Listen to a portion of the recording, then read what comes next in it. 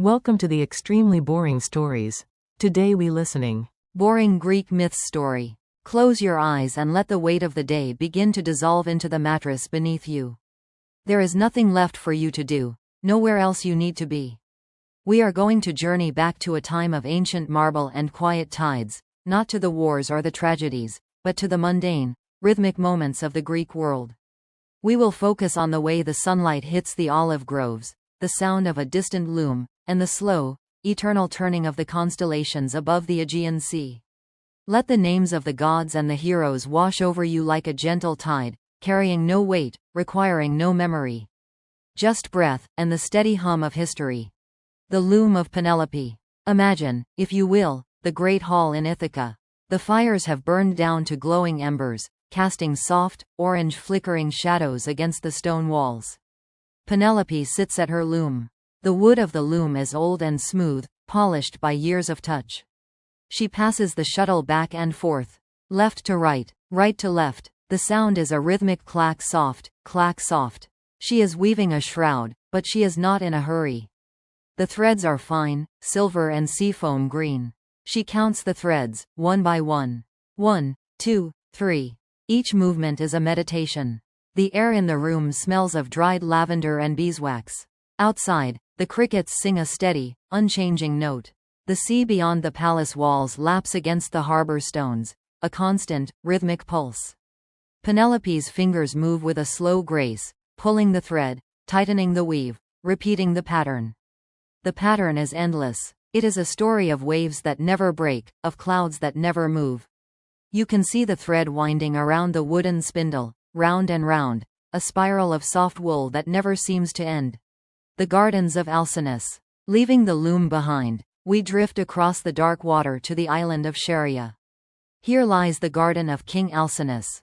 It is a place where time has slowed to a crawl. The pear trees stand in perfect rows, their leaves heavy with dew. The fruit is round and gold, hanging motionless in the stagnant air. There is no wind here. We walk along a path made of crushed white shells. Each step makes a faint, satisfying crunch. To your left, a small stream flows from a marble fountain. The water doesn't splash, it merely slides over the stone like liquid glass. We follow the stream as it winds through the rows of vines. The grapes are dark purple, dusty with the bloom of the earth. Everything is ripe, yet nothing falls. The sun is forever setting here, casting long, purple shadows across the grass. We watch a single leaf detach from a branch. It doesn't fall quickly. It drifts, swaying back and forth in the thick, warm air, taking minutes to reach the mossy ground. The celestial path of Helios. Now, look upward. The sky is a deep, velvety indigo. We watch the chariot of Helios, not in its fiery midday glory, but as it nears the end of its journey. The horses are tired. Their breath is a soft mist that becomes the evening clouds. The wheels of the chariot are gold, turning slowly, slowly against the backdrop of the stars. We watch the constellations wake up. Orion rises, his belt of stars glowing with a pale, steady light. The Pleiades shimmer like a cluster of distant lanterns. There is no noise in the heavens. It is a vacuum of peace. The chariot moves across the arc of the world at the speed of a heartbeat. Below, the Mediterranean is a sheet of dark obsidian, reflecting the stars so perfectly that the horizon disappears. You are floating between two seas of stars. The movement is so steady, so predictable, that it feels like stillness. The sleep of Endymion. On the slopes of Mount Latmos, the shepherd Endymion lies in a cave of cool limestone. He has been granted the gift of eternal sleep. The moonlight, the goddess Selene, washes over him like a silver blanket. It is a cold light, but it feels heavy and comforting. We sit at the mouth of the cave and watch the shadows of the olive trees grow longer. The silver leaves flip in a phantom breeze, silver, then gray, then silver again. The air smells of wild thyme and cold stone. Endymion's breath is the only clock. A slow inhale, and a longer exhale. The world continues to turn, empires rise and fall, but here, in the shadow of the mountain, nothing changes. The stalactites in the cave drip once every hour. Plink. A long silence follows. Plink. The silence is deep. The silence is ancient. The eternal hills of Arcadia. Beyond the mountain, the land opens up into the valley of Arcadia. It is a place where the grass grows thick and undisturbed, a carpet of deep emerald that hides the ancient roots of the world. Imagine a small, wooden gate at the edge of a meadow. The wood is weathered by centuries of sun, silvered and cracked, yet sturdy. We lean against it, feeling the warmth of the wood radiating through our clothes. The hills roll away from us in gentle ondas, like waves frozen in time. There is no urgency in these hills. The sheep move with such slowness that they appear as white stones scattered across the green. Occasionally, one will lower its head to graze on a patch of sweet clover. The sound of the grazing is a soft, rhythmic tearing of grass. Hush, hush, hush. In the distance, a shepherd plays a flute. The notes are long and low, drifting through the heavy afternoon air. The melody does not rise or fall with any drama, it simply wanders, like a stream finding its way through a forest. It is a song that has no beginning and no end. We follow the sound, walking through the tall grass. The seeds of the grass brush against our shins, a light, tickling sensation. The air is thick with the scent of sunbaked earth and wild marjoram. We find a small grove of plane trees near a spring. The leaves are broad and flat, casting dappled shadows that dance across the mossy ground.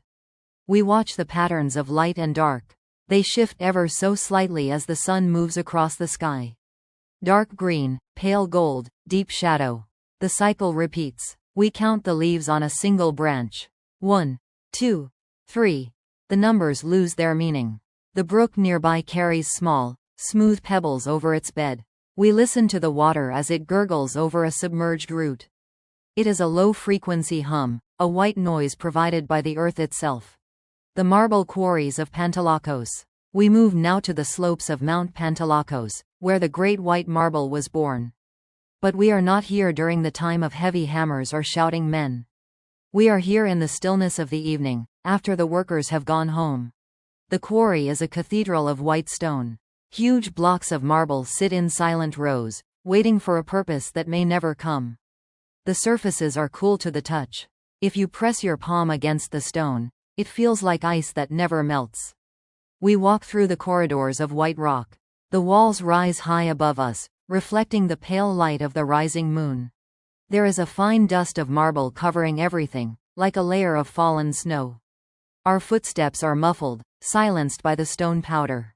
We find a half-carved pillar. Its fluting is only partially finished. We trace the ridges with our fingers, up and down, up and down.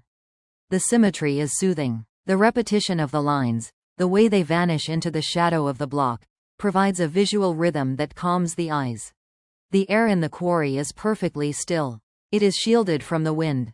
Here, the temperature never changes. It is a constant, cool embrace. We sit on a slab of unfinished marble and look out toward the distant Parthenon on its hill. From here, the great temple looks like a tiny toy carved from ivory. The distance makes everything small and insignificant. The world is vast, and we are just a quiet point of observation within it. The Library of the Wise. Now, let your mind drift to a quiet room filled with scrolls. This is a small library in a coastal town. The walls are lined with niches, and in each niche lies a scroll of papyrus or parchment. The room is circular, with a high, domed ceiling that echoes the sound of a heartbeat. We take a scroll from its shelf. The papyrus is dry and makes a soft, crinkling sound as it is unrolled. It smells of cedar oil and old ink. The letters are written in neat, rhythmic rows. We don't need to read the words. We simply admire the shape of the Greek characters, the curves of the omegas, the sharp lines of the deltas. They look like waves and mountains. We unroll the scroll further and further. It is a long genealogy of kings who never existed, a list of names that sound like a lullaby.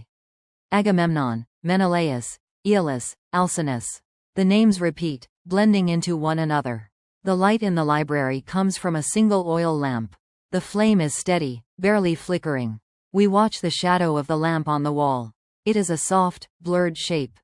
The librarian sits in the corner, slowly sharpening a reed pen. The scraping of the knife against the wood is the only sound. Scrape, scrape, scrape. It is a precise, careful noise. When he is finished, he dips the pen into a well of black ink. We watch a single drop of ink fall back into the well. A ripple forms, moves to the edge, and vanishes. The surface becomes a perfect, black mirror once again. The salt marshes of Lorimar. We travel now to the edge of the sea, to the salt marshes where the water is shallow and the ground is white with salt crystals. The water here does not move in waves. It merely rises and falls with the breath of the world. The sun is low on the horizon, turning the salt flats into a field of pink and orange. We walk out onto the crust of the salt. It crunches softly under our feet, a sound like walking on dry autumn leaves. Each step leaves a faint impression in the white crust. Small pools of brine reflect the sky. We look down into a pool and see the clouds moving across its surface. The clouds are thin and wispy, like pulled wool. They move so slowly that they seem to be standing still. We wait for a cloud to cross the reflection of the sun. The light softens. The world becomes a haze of muted colors. There are tall reeds at the edge of the marsh. They are golden and dry. When the air moves, the reeds rub against one another, creating a dry, whispering sound. Shish, shish, shish. It sounds like the earth is trying to tell us a secret, but it is a secret we already know. It is the secret of rest. It is the secret of the long, slow passage of time. We find a spot to sit where the salt is softest. We watch the tide come in. It doesn't rush. It creeps. 1 inch of white salt is covered by an inch of clear water. Then another. The process is so gradual that it is impossible to see the movement, only the change. The water is warm, heated by the day's sun. It surrounds our feet like a warm bath. We stay there, watching the salt disappear under the glass-like water, until the entire marsh is a mirror of the darkening sky. The granaries of Demeter. We find ourselves standing before the great granary, a long, low building made of sun-dried brick. The walls are thick, keeping the interior at a constant, cool temperature. Inside, the air is heavy with the earthy, sweet smell of dried barley and wheat. The light enters through small, high slits in the brickwork, casting long, dusty beams across the floor. In these beams, we see tiny specks of chaff dancing in a slow, weightless ballet. Against the far wall, there is a great heap of grain. We watch as a worker pours a basket of barley onto the pile. The sound is like a long, drawn-out sigh. Sssssshhhhh. Thousands of tiny seeds tumble over one another, finding their place in the heap. Each grain is a small, hard teardrop of gold. We imagine counting them, but the task is too vast, too peaceful. We reach our hand into the pile. The grain is cool and smooth, sliding between our fingers like heavy water. We lift a handful and let it trickle back down. One by one, the seeds fall. Tap, tap, tap, tap. The rhythm is irregular yet constant. It is the sound of abundance without effort. We watch the pile settle. A single grain at the top slides down a few inches, stops, then slides again. The movement is microscopic. The silence of the granary absorbs every sound, leaving only the steady, rhythmic heartbeat of the earth's harvest. The drying of the nets. We drift now toward a small, nameless fishing village on the coast of Crete. The midday heat has passed, and the village is settling into a deep, afternoon slumber. Along the stone quay, the fishing boats are tied up, their masts swaying almost imperceptibly with the gentle swell of the harbor. On the warm, flat stones of the pier, a long fishing net has been spread out to dry. It is made of hand-spun flax, a dull, sandy color that blends with the stone. We walk the length of the net. It stretches for yards and yards, a complex web of thousands of tiny knots. We look at a single knot. It is perfectly tied, a small, tight intersection of thread. As the sun bakes the net, the water evaporates into the air. We can smell the salt, the dried seaweed, and the faint, clean scent of the deep ocean. A small crab scurries across the stone and disappears under the net. The fibers of the net are stiffening as they dry.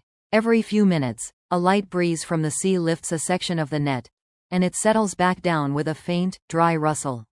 Whisper, whisper. We sit on a wooden bollard and watch the shadows of the net's mesh form a grid on the ground. The grid shifts as the sun sinks. We follow the lines of the shadows, tracing the geometry of the fisherman's work. There is no hurry for the net to be dry. It will stay here until the moon is high. The repetition of the knots, the repetition of the shadows, the repetition of the waves against the quay. It is all one single, continuous movement of rest. The path of the aqueduct. Imagine a long, stone channel snaking across the countryside. This is the aqueduct, carrying water from a mountain spring to a fountain in the city miles away. The water in the channel is only a few inches deep, but it is crystal clear. The bottom of the channel is lined with smooth, round river stones. We walk alongside the stone wall of the aqueduct. The water moves with a steady, unwavering velocity. It does not splash, it does not roar. It simply flows. We watch a single yellow leaf that has fallen into the water. It travels with the current. It spins slowly, once to the left, then once to the right. It moves past a grove of olive trees. It moves past a shepherd's hut. It moves past a field of sleeping poppies. The sound of the aqueduct is a low, continuous purr. It is a frequency that vibrates in the chest, a soothing, white noise that drowns out the stray thoughts of the mind. We focus on the moss growing in the cracks of the stone wall. The moss is vibrant green, damp and soft. We touch it, and it feels like velvet. A drop of water seeps through a tiny fissure in the stone and hangs there, growing larger and heavier, catching the light like a diamond. We wait for the drop to fall. It hangs for a long time, resisting gravity. We breathe in and out. The drop finally falls, landing on a leaf below with a tiny, muted thud. Another drop begins to form immediately in its place. The cycle is eternal. The water continues its journey, a silver ribbon draped across the ancient landscape, carrying the coolness of the mountain into the warmth of the valley. The Potters of Corinth. In a small workshop on the outskirts of Corinth, the potter's wheel is spinning. It is a heavy stone wheel, kicked into motion by a steady, rhythmic foot. Thump, whir, thump, whir. The sound is hypnotic. The potter's hands are covered in wet, gray clay. He holds a lump of earth in the center of the wheel. As it spins, the clay begins to rise. It looks like a living thing, growing taller and smoother under the pressure of his thumbs. We watch the spiral patterns form in the clay. The lines move outward from the center, spinning round and round until they disappear at the rim. The room is dim and smells of wet earth and wood smoke. On the shelves, hundreds of finished pots are waiting to be fired. They are all the same shape, all the same color. We count the pots on the top shelf. 1, 2, 3, 4. Our eyes become heavy as we move from one identical shape to the next. The potter finishes a vase. He uses a thin wire to slice it from the wheel. The sound of the wire passing through the clay is a soft, wet zip. He sets the vase down on a wooden board. It is perfect. It is still. The wheel continues to spin for a few moments, slower and slower, the whir fading into a low hum, then into silence. The potter wipes his hands on a damp cloth. The cloth makes a soft, rhythmic scrubbing sound. He prepares the next lump of clay. The cycle begins again. Thump, whir, thump, whir. The beekeeping of Aristaeus. High in the hills of Arcadia, there is a slope covered entirely in purple clover and wild thyme. This is the realm of the beekeeper. There are no grand marble temples here, only rows of simple terracotta hives baked by the sun. We stand at the edge of the field and listen. The sound is a singular, low-frequency hum, a golden vibration that seems to come from the earth itself. Thousands of bees move among the flowers, but they do not scramble. They float, heavy with nectar, moving from one blossom to the next in a slow, dazed rhythm. We watch a single bee land on a sprig of thyme. The tiny weight of the bee bows the stem ever so slightly. We watch the stem sway, down and up, down and up. The bee stays there for a long time, lost in the sweetness of the flower. The beekeeper moves among the hives with a slow, deliberate grace. He wears a linen tunic that has been bleached white by the sun. He carries a small pot of smoldering herbs, and the thin, blue smoke drifts lazily through the air. The smoke smells of dried sage and pine resin. It moves in slow, curling ribbons, twisting around the hives before vanishing into the clear blue sky. There is a wooden table where the honey is collected. A large jar of thick, amber liquid sits in the sun. We watch a bubble of air trapped at the bottom of the jar. It begins its journey to the surface. It moves with agonizing slowness, fighting through the golden density of the honey. We wait, we breathe, the bubble rises another millimeter. The world around us is a symphony of heat and humming. The sun feels like a warm weight on our shoulders. Finally, the bubble reaches the surface and vanishes. The honey is still once more. Everything is golden. Everything is slow. The tally of the olive press. Below the hills, in the cool shadows of an ancient stone grove, lies the olive press. The floor is made of large, flat flagstones, worn smooth by the passage of centuries. In the center sits the great circular stone, a massive wheel of granite. We listen to the creak of the wooden beam. It is a deep, rhythmic groan of old timber. Creak, hum, creak. Two oxen move in a slow circle, their hooves making a dull, rhythmic thud-thud on the earthen floor. They are not being hurried. Their eyes are half closed, their breath steady and deep. From the press, the fresh oil begins to flow. It doesn't splash, it glides down a carved stone channel. It is the color of a setting sun, thick and shimmering. We follow the flow of the oil as it drips into a large ceramic vat. Drip, drip, drip. Each drop creates a perfect, momentary ring on the surface of the oil. We count the drops, letting the sound anchor us to the present moment. 1, 2, 3. The intervals are perfectly spaced. The air in the press is cool and smells of crushed leaves and bitter fruit. It is a clean, honest scent. We lean against a stone pillar and watch the dust motes dancing in a single shaft of light that pierces the gloom. The oxen continue their circle. The beam continues its song. The oil continues its steady, golden descent. It is a process that has happened every autumn for 1,000 years, and it will happen for 1,000 more. There is a profound peace in this repetition, a sense that the world is exactly as it should be. The night watchman of Argos. The sun has finally dipped below the horizon, and the world is bathed in the deep, silent blues of twilight. We climb the stone stairs to the high battlements of Argos. Here, a lone watchman sits on a stone bench. He is not looking for enemies, he is simply watching the world go to sleep. The city below is a collection of small, flickering lights. One by one, the lamps in the houses are extinguished. A window turns dark, then another. We watch the transition from light to shadow. The air up here is cool and carries the faint scent of the sea, mixed with the smell of distant wood fires. The watchman has a pile of small white stones next to him. Every time a certain star crosses a notch in the stone wall, he moves one stone to a new pile. It is a way of measuring the night. We watch his hand move, a slow, steady arc. The stone clicks softly against its neighbors. Click. A long silence follows, filled only by the sound of the wind whistling through the crenellations. We look up at the Great Bear, the constellation that never sets. It turns around the pole star like the hand of a vast, celestial clock. We trace the line from one star to the next. Alpha, Beta, Gamma. The stars are steady. They do not twinkle in the thin mountain air. They are cold, distant, and eternal. We feel the vastness of the sky pressing down on us, a blanket of velvet and light. The watchman moves another stone. Click. The night is halfway through its journey. There is no reason to stay awake, and no reason to hurry. The stars will continue their turn, the watchman will move his stones, and the world will remain wrapped in this deep, blue silence. The sleeping docks of Piraeus. We find ourselves standing on the edge of the harbor at Piraeus. The great triremes and merchant vessels are moored for the night, their massive wooden hulls resting heavily in the dark, salt-thick water. There is no shouting here, no hauling of cargo, no clatter of trade. The port is a forest of masts reaching up toward the dim starlight. We focus on the sound of the mooring ropes. They are thick, braided lines of hemp, weathered by the brine and the sun.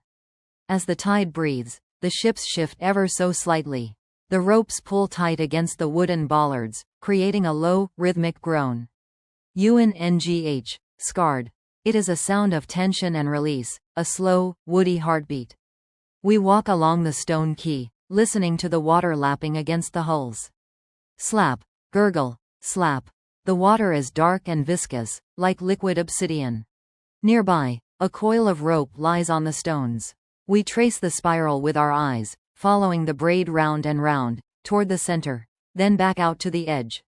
The pattern is infinite. We sit on a weathered crate and watch the reflection of a single lantern on the water's surface. The golden light stretches and contracts, pulled by the ripples, never breaking, just shifting in a slow, hypnotic dance. The smell of cedar, pitch, and old salt fills the air, a scent that hasn't changed in 1,000 years. Here, in the cradle of the harbor, the world feels anchored and secure. The chisel and the frieze. We travel now to the scaffolding of a half-finished temple. The air is cool, and the scent of freshly cut stone is sharp and clean.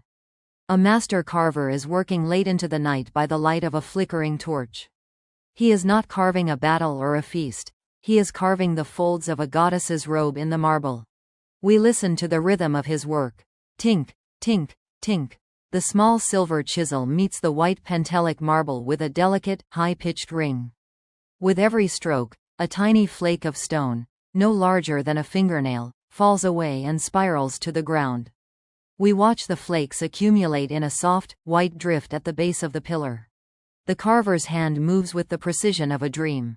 He follows a line that only he can see. Up and down, following the curve of the marble drapery.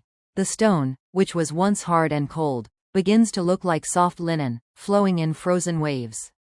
We focus on the repetitive motion of his wrist, the lift, the strike, the reset. Lift, strike, reset. The torchlight casts long, dancing shadows of his hands against the temple wall. The shadows are larger than life, moving in a slow, silent pantomime. We lose ourselves in the geometry of the folds, the way light and shadow play in the grooves of the stone. There is no hurry to finish. The temple has waited centuries to be built, and it can wait another night for a single fold of a robe to be perfected. The shepherd's journey through the Vale of Tempe. We leave the temple and find ourselves walking a long, winding path through the Vale of Tempe. This is a deep gorge, where the cliffs rise so high on either side that they seem to touch the stars. A shepherd is leading his flock through the valley to the high summer pastures. The movement is a slow, flowing river of wool. The sheep move as one body, their hooves making a sound like soft rain on dry earth. Pat pat, pat pat, pat pat. Every so often, a small bell around a ram's neck rings, a clear, lonely note that echoes off the cliff faces and bounces back, softer each time, until it vanishes into the distance. Clink, clink, clink. The valley is filled with the sound of the Peneus River flowing nearby. It is a wide, shallow river that moves over a bed of flat, gray stones. The sound is a continuous, rushing whisper, a white noise that fills the ears and clears the mind. We walk behind the flock, our steps falling into the same rhythm as theirs. The air in the gorge is several degrees cooler than the open plain, smelling of damp moss, ferns, and cold water. We look up at the strip of sky visible between the cliffs. The stars move slowly across the opening. We watch a single star enter the frame on the left and track its progress until it disappears behind the cliff on the right. It takes a long time. The valley is a sanctuary of transit, a place where the only goal is the next step, and the step after that. The sheep don't look ahead, they only look at the heels of the one in front of them. We follow the rhythm, the bells, the water, and the soft rain of hooves, deeper and deeper into the cooling shadows of the mountain. The drying of the grapes on Samos. On the island of Samos, the hillside is carved into 1,000 stone terraces, each one a narrow shelf of earth facing the endless blue of the Aegean. We stand on one of these terraces in the height of the afternoon. The heat is a physical presence, a warm, golden weight that settles over the land. Spread out on large mats of woven reed are thousands of grapes, harvested at the peak of their sweetness. They are laid out in perfect, shimmering rows to dry in the sun. We watch them as they begin their slow transformation. The skins, once taut and translucent green or deep purple, are beginning to wrinkle, catching the light in a new way. The air is thick with a heavy, sugary scent, a mixture of fermenting fruit and hot dust. There is no wind to stir the leaves of the nearby fig trees. Everything is suspended in a state of ripening. We focus on a single cluster of grapes. We watch the way the shadow of a vine tendril moves across the fruit. It moves with the speed of a clock's hand, imperceptible, yet constant. Occasionally, a small lizard with scales the color of ancient bronze darts across the stones and then freezes, becoming as still as the statues in the temples. It waits, its tiny heart beating in a rhythm we can almost feel. We wait with it, we breathe in the warm, sweet air. We watch the sun bake the moisture out of the earth. The process of making raisins is a lesson in patience, it cannot be rushed. It requires nothing but the sun and the passage of hours. We let the heat wrap around us like a heavy blanket, sinking into the stillness of the terrace. The water clock of the agora. We return now to the heart of a quiet city, to the shadow of the agora. While the markets are empty and the stalls are shuttered, a steady sound echoes through the stone porticos. It is the clepsydra, the water clock, measuring the night with mechanical indifference. Imagine a large stone vessel, smooth and cool, filled to the brim with water. At the base, a tiny, precision-drilled hole allows a single stream of water to escape. We watch the water as it falls into a second vessel below. It is a thin, silver thread, so steady it looks like a rod of glass. The sound is a rhythmic, metallic ping. Ping. Ping. As the drops hit the rising surface of the lower pool. Each drop is a second of history slipping away. We watch the float inside the lower vessel rise. It moves upward with such agonizing slowness that it seems to defy motion. On the float is a small wooden pointer that passes by marks carved into the stone. Marks for the hours of the first watch, the second watch, and the third. The room where the clock sits is made of thick marble, which amplifies the sound of the dripping water. We sit on the floor and lean our heads against the cool stone.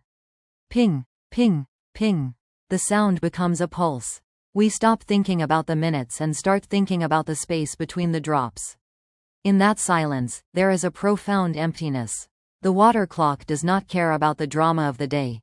It only cares about the weight of the water and the pull of the earth. We let the rhythm dictate our breathing, one breath for every 4 drops. In and out. The vessel slowly empties, and the world remains perfectly in balance. The night-blooming jasmine of Rhodes. In the walled gardens of Rhodes, the sun has long since set, and the stone walls have finally begun to lose the heat of the day. We walk along a narrow path of dark soil, bordered by low hedges of boxwood. The air is cool and damp, a stark contrast to the dry hills of the afternoon. As we move deeper into the garden, we encounter the scent of the night-blooming jasmine. It is a fragrance that only reveals itself to the darkness. The flowers are tiny, star-shaped, and pale, almost invisible against the dark green leaves. We find a stone bench and sit, letting the perfume wash over us. It is heavy, floral, and intoxicatingly slow. We watch the moths. They are large and velvety, with wings the color of moonlight and ash. They move from flower to flower with a soft, fluttering sound that is almost below the threshold of hearing. Whir, whir. They are the ghosts of the garden. They don't fly in straight lines. They drift like pieces of paper caught in a gentle eddy. The garden is a place of soft textures. The damp earth, the velvety wings of the moths, the waxy leaves of the jasmine. We reach out and touch a flower, feeling its delicate, cool petals. Everything here is designed for the night. The colors are muted, grays, deep greens, and silver. The sounds are muffled by the thick vegetation. We listen to the distant sound of a fountain, a soft splashing that provides a background to the silence. It feels as though the garden is breathing with us, a slow, floral respiration that carries us deeper into the night. The counting of the tiles. Imagine you are lying on a daybed in a shaded portico, looking upward at the underside of a villa roof. The ceiling is a vast expanse of terracotta tiles, laid out in a sequence that has not changed for a generation. Each tile is a slightly different shade of burnt orange, dusty rose, and sun-bleached ochre. We begin to count them, not because we need to know the number, but because the movement of the eye is so soothing. 1, 2, 3. The tiles are arranged in overlapping rows, like the scales of a great, sleeping fish. We follow the line of a single row from the eaves to the ridge. The edges are slightly uneven, smoothed by the rain and the wind. We watch the way the shadows settle into the grooves between the tiles. As the sun moves, the shadow in the third row grows by a fraction of an inch. Then the fourth. It is a slow, silent progression of darkness. The geometry of the roof provides a grid for our thoughts to rest upon. Square after square, line after line. The repetition is a lullaby. We find a small patch of moss growing in a corner where two tiles meet. It is a soft, dusty gray-green. We focus on that tiny island of life, imagining the microscopic drops of dew that will form there when the moon rises. The roof is a shield, a heavy, terracotta blanket that keeps the world outside while we remain in the cool, geometric silence of the portico. The cooling of the baker's oven. In a small bakery in the shadows of the Acropolis, the fires have been extinguished for hours. The great domed oven, built of thick volcanic stone and clay, is now in the long, slow process of cooling. This is the time of the second heat, a gentle warmth that lingers long after the bread has been taken away. We sit on a wooden stool in the corner of the bakery. The air is heavy with the comforting, toasted scent of yeast and charred wood. We listen to the oven as it breathes. As the stone cools, it makes tiny, crystalline sounds, minute contractions of the earth. Crossing CK. Tick. A long silence follows. Tick. It is the sound of the heat leaving the stone, moving into the air of the room.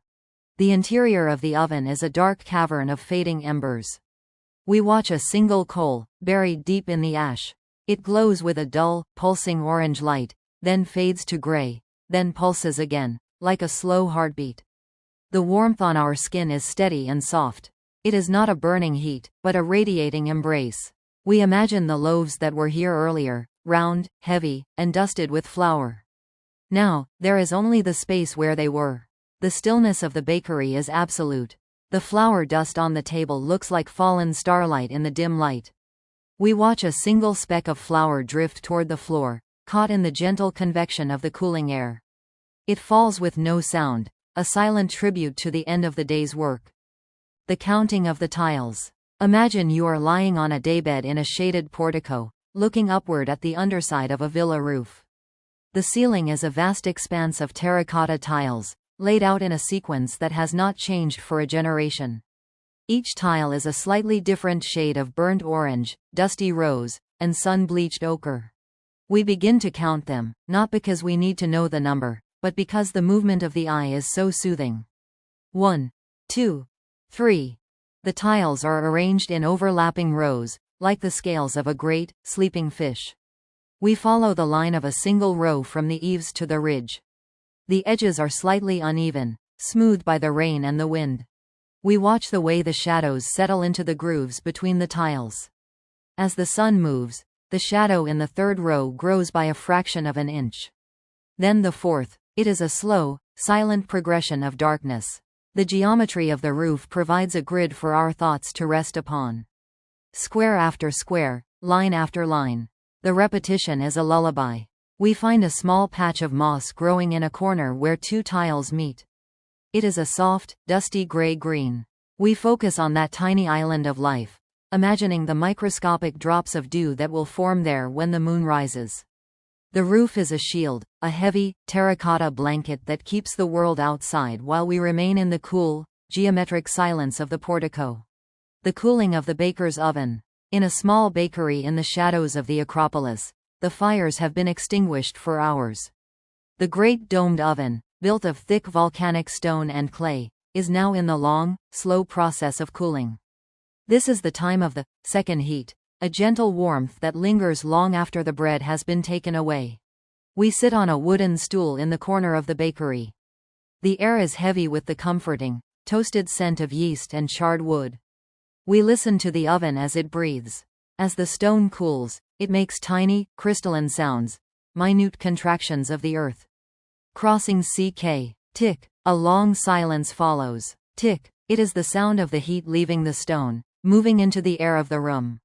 The interior of the oven is a dark cavern of fading embers.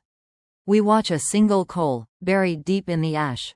It glows with a dull, pulsing orange light, then fades to gray, then pulses again, like a slow heartbeat. The warmth on our skin is steady and soft. It is not a burning heat, but a radiating embrace. We imagine the loaves that were here earlier, round, heavy, and dusted with flour. Now, there is only the space where they were. The stillness of the bakery is absolute. The flour dust on the table looks like fallen starlight in the dim light. We watch a single speck of flour drift toward the floor, caught in the gentle convection of the cooling air. It falls with no sound, a silent tribute to the end of the day's work. The scholar's hourglass. In a small room filled with scrolls and the scent of old cedar, a scholar sits at a desk. He is not writing, he is watching his hourglass. It is a simple instrument, two glass bulbs joined by a narrow neck, encased in a frame of dark olive wood. The sand inside is not common beach sand. It is finely ground marble, white and consistent. We watch the top bulb as the sand forms a perfect, inverted cone. In the center of the cone, a tiny vortex forms. One grain at a time, the sand slips through the neck. We focus our entire attention on that narrow passage. The sand doesn't flow like water. It moves in a series of tiny, rhythmic collapses. A small slide of grains occurs, then another. SSSSHHH. The sound is so faint it is almost a thought. We watch the pile in the bottom bulb grow. It forms a perfect mound, grain by grain. Each grain finds its place, sliding down the side of the mound to settle at the base. The movement is so constant and so predictable that it becomes a form of stillness. There are no surprises in the hourglass. There is only the steady, inevitable redistribution of weight. We watch the last few grains in the top bulb. They circle the opening, hesitant to leave, before finally dropping through to join the others. The scholar does not turn the glass over immediately. He lets the silence of the finished hour fill the room. The sand is at rest. The time is at rest. We remain in that pause, between the hour that has passed and the hour that has yet to begin. The ripening of the citron. On a quiet hillside in Crete, there is an orchard of citron trees. These are not the bright, fast-growing fruits of the valley. These are heavy, thick-skinned fruits that take their time to grow. We walk through the rows of trees, where the leaves are a deep, waxy emerald, so thick that they barely move even when a breeze comes off the sea. The citron fruit hangs heavy on the branches, its skin textured like the surface of a distant moon. We focus on one fruit. It is large and pale gold. It has been hanging there for months, absorbing the sunlight and the dew, growing denser and more fragrant with every passing hour. We watch the way the sunlight filters through the canopy, creating a moving mosaic of light on the fruit's rough surface. The air here is heavy with the scent of citrus oil and warm earth. It is a fragrance that feels thick, almost like something you could touch. We sit beneath a tree and listen to the silence of the orchard. There is no birdsong here, only the occasional, low-frequency hum of a heavy beetle moving through the grass. The weight of the fruit pulls the branches down in a slow, permanent arc. We imagine the juice inside, moving slowly through the fibers of the fruit, a hidden, silent river. Everything in the orchard is committed to the slow process of becoming. There is no hurry to be picked, no rush to be used. There is only the sun, the branch, and the long, slow ripening. The wind in the hollow pillars. We move now to a high, lonely ridge where the foundations of a temple were laid long ago, but never finished. Only a few fluted columns stand against the sky, surrounded by scattered blocks of marble and wild, golden grass. This is a place where the wind is the only architect. The wind here is not a storm, it is a steady, sighing breath that moves across the ridges. As it passes through the fluting of the marble columns, it creates a sound like a low, hollow flute. The stone vibrates with the frequency of the air. We lean our back against one of the pillars and feel the vibration in our spine. The marble is cool, even in the sun. We watch the way the wind moves the grass around the base of the columns. The grass is tall and dry, the color of old parchment. It bows in long, rhythmic waves, one section leaning down while another rises. Shish hush, shish hush. It is the sound of 1,000 tiny voices whispering at once. We follow a single blade of grass with our eyes. It bends to the left, stays there for a moment, and then slowly straightens. The sky above the pillars is a pale, empty blue. There are no clouds, no birds, nothing to break the vastness of the space. The pillars stand like silent sentinels, marking a time that has no end. The sound of the wind is constant, a white noise that smooths out the edges of our thoughts. We let the sound fill our mind until there is nothing left but the vibration of the stone and the steady, rhythmic sighing of the air. The tortoise of Delphi. Below the sacred cliffs of Delphi, where the mountain path turns toward the sea. a tortoise is making its way across a wide, flat stone. The stone is part of an ancient walkway, polished smooth by the sandals of a million pilgrims. Now, it is just a warm, sun-drenched stage for a very slow journey. The tortoise moves with a deliberate, rhythmic precision. First, the front right leg reaches forward, the claws clicking softly against the stone. Click, then a long pause, then the back left leg.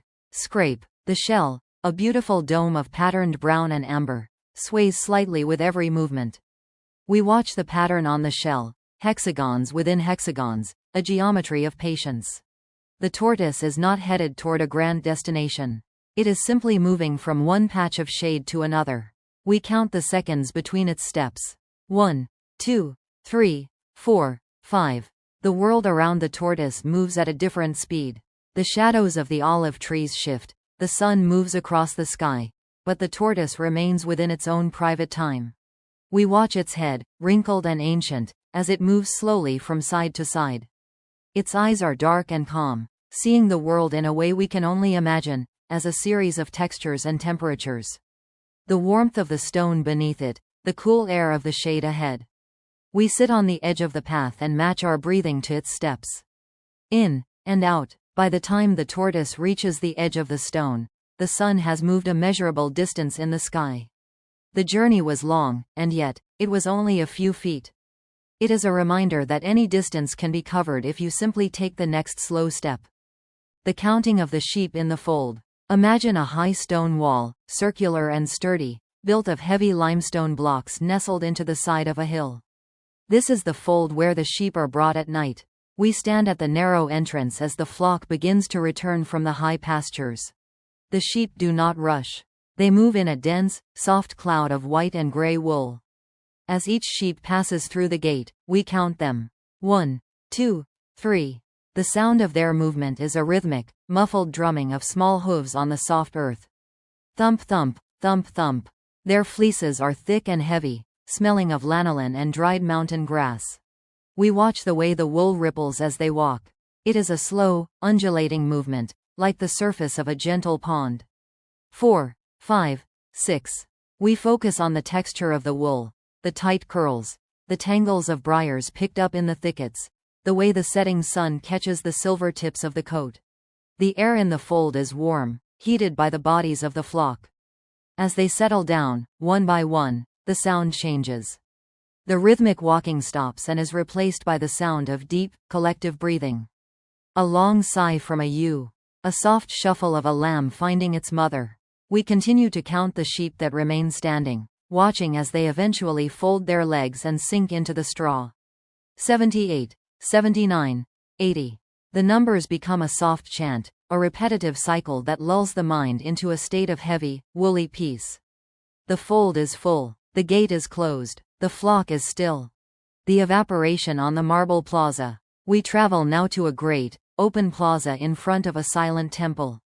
A brief, warm summer rain has just passed, leaving the marble floor covered in shallow, shimmering puddles. The sun has returned, hanging low in the sky, and the marble is beginning to steam. We find a spot on a dry step and watch a single puddle. It is shaped like a lopsided moon, reflecting the columns of the temple and the pale blue of the sky. The water is perfectly still. At the edges of the puddle, the marble is already drying. We watch the dark, wet stone turn pale gray, then bone white, as the moisture vanishes into the air. The line of dryness moves inward, a slow, invisible tide. We watch the reflection in the water. As the puddle shrinks, the reflected columns seem to grow shorter, distorted by the changing curve of the water's edge. There is no sound to this process. It is the purest form of silence.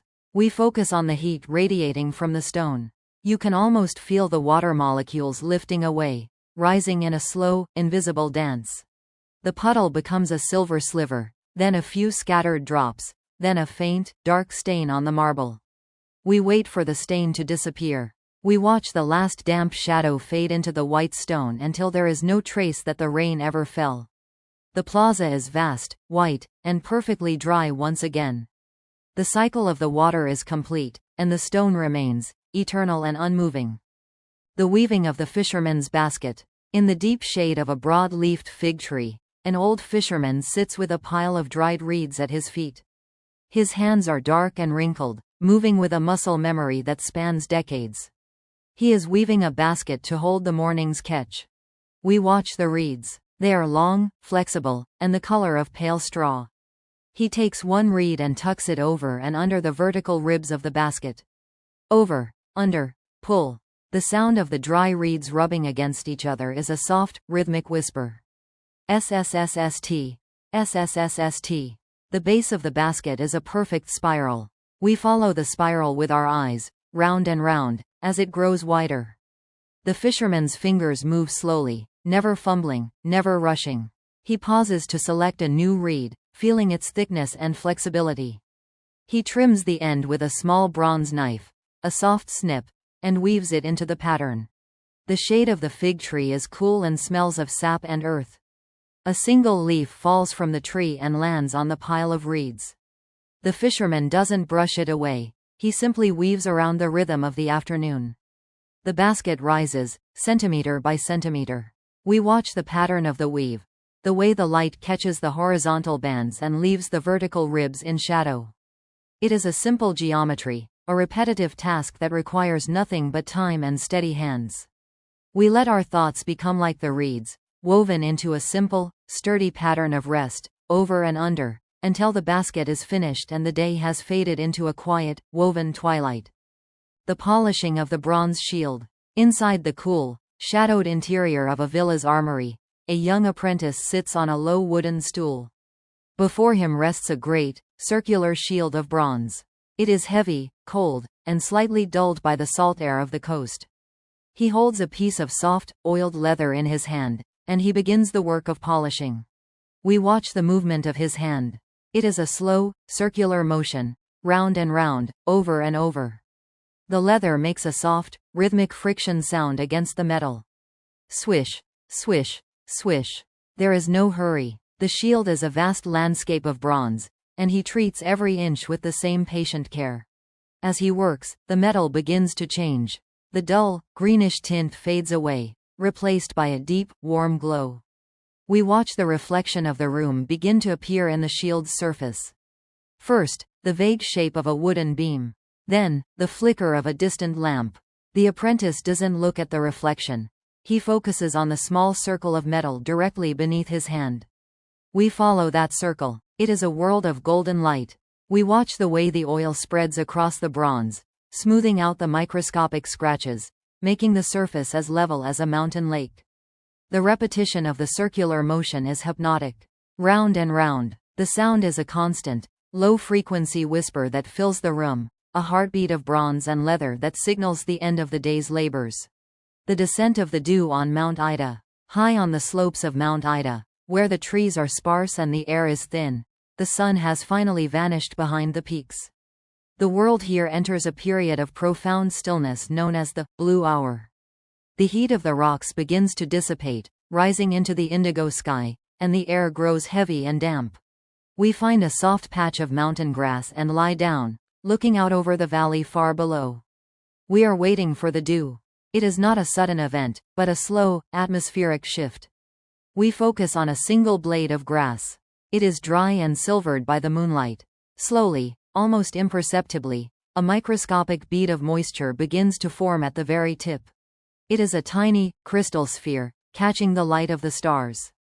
We watch it grow, one molecule of water at a time, pulled from the air by the cooling of the earth. The weight of the drop begins to bow the blade of grass. We watch the curve of the green stem as it leans further toward the soil. The silence on the mountain is so deep that we can imagine hearing the grass move.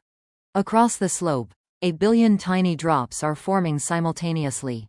The entire mountain is being draped in a wet, silver cloak. The scent of the earth changes. The dry, dusty smell of the day is replaced by the scent of cold stone, damp moss, and wild mint.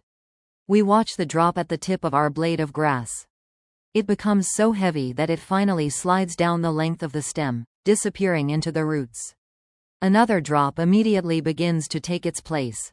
This is the breath of the mountain, a slow, nightly baptism that prepares the world for the dawn, occurring in perfect, unnoticed solitude. The smoke in the Temple of Hestia. In the center of the city, within the circular walls of the Temple of Hestia, the sacred hearth fire burns with an unchanging, eternal flame. The fire is not large, it is a steady, disciplined glow of white ash and orange embers. There is no wood popping or snapping here, only the low, constant hum of heat. We watch a single thin trail of incense smoke rising from a bronze tripod near the fire. The smoke is a pale, translucent blue. It doesn't rise in a straight line. It curls and wanders, caught in the invisible currents of the still temple air. We follow the smoke as it spirals upward. It moves with the grace of a ribbon underwater. It forms a loop, then a curve, then thins out into a delicate veil before vanishing into the darkness of the rafters. The temple is made of heavy, dark stone that absorbs all sound. The only light comes from the hearth, casting long, soft shadows of the pillars against the floor. We focus on the incense, a small grain of resin sitting on a hot coal. We watch it melt. It becomes a tiny, bubbling pool of amber, releasing its scent into the air. The smell is ancient, frankincense and myrrh, heavy and woody. It fills our lungs, slowing our breath. The smoke continues its slow, rhythmic ascent. It is a bridge between the earth and the sky, a silent prayer that requires no words. We count the loops in the smoke. 1, 2, 3. By the time we reach 10, the first loop has long since dissolved, and a new one has taken its place. The flame remains steady. The smoke remains slow. The temple remains a sanctuary of absolute, unchanging peace. The carving of the shepherd's spoon. Imagine sitting on a low stone wall at the edge of a village as the sky turns the color of a bruised plum. Beside you, an old shepherd is finishing his day by carving a simple spoon from a piece of olive wood. The wood is dense and pale, smelling faintly of the oil it once held. We watch the movement of the small bronze knife. It doesn't hack or chop, it glides. The shepherd pushes the blade with his thumb, a slow, controlled pressure that curls a single thin shaving of wood away from the bowl of the spoon. The shaving is paper thin, translucent, and it spirals down to the ground to join a small pile of its brothers. Sssshhhip. The sound is a soft, woody whisper. He repeats the motion, again and again. We focus on the curve he is creating. It is a slow, organic shape, born from the grain of the wood itself. He stops to feel the surface with his thumb, checking for any roughness. He finds a small knot and spends several minutes slowly working around it, his movements becoming even smaller and more deliberate. The air is cooling, and the first bats are beginning to flutter overhead, but the shepherd's focus is entirely on the wood. We follow the line of the spoon from the handle to the tip. It is a journey of a few inches, but in this stillness, it feels like a vast landscape. The repetitive shish-ip of the knife becomes the heartbeat of the evening. Each shaving removed is a second of time carved away, leaving behind something smooth, useful, and quiet. The honey sellers tally. In the corner of a darkened marketplace, a merchant is preparing his inventory for the coming dawn. He has rows of terracotta jars, each filled with the thick, dark honey of the wild thyme hills. The jars are heavy and cool to the touch. We watch as he moves a small wooden tally stick across a tablet of wax. He is not in a hurry. He lifts a jar, feeling its weight, and places it into a woven basket. Thump, the sound is muffled by the straw lining. He marks the wax. Scritch, 1 jar. He lifts the next. Thump, 2 jars. In one of the jars, the lid is not quite sealed, and a single drop of honey has escaped. It moves down the side of the clay vessel with the speed of a glacier. We watch the golden bead as it stretches, becoming a long, shimmering thread. It is so thick that its movement is almost a form of stillness. It catches the light of his small oil lamp, glowing like a piece of trapped sun. The merchant continues his count. The rhythm of the jars, lift, place, mark, creates a steady, domestic cadence. There is a deep satisfaction in the order of it. The smell of the honey is overwhelming in the enclosed space, floral, heavy, and sweet enough to taste in the air. We count the jars with him, letting the numbers drift through our mind like fallen leaves. 10 jars. 11 jars. 12. The marketplace is silent, the city is asleep, and the honey remains in its slow, golden transition from the hive to the hearth.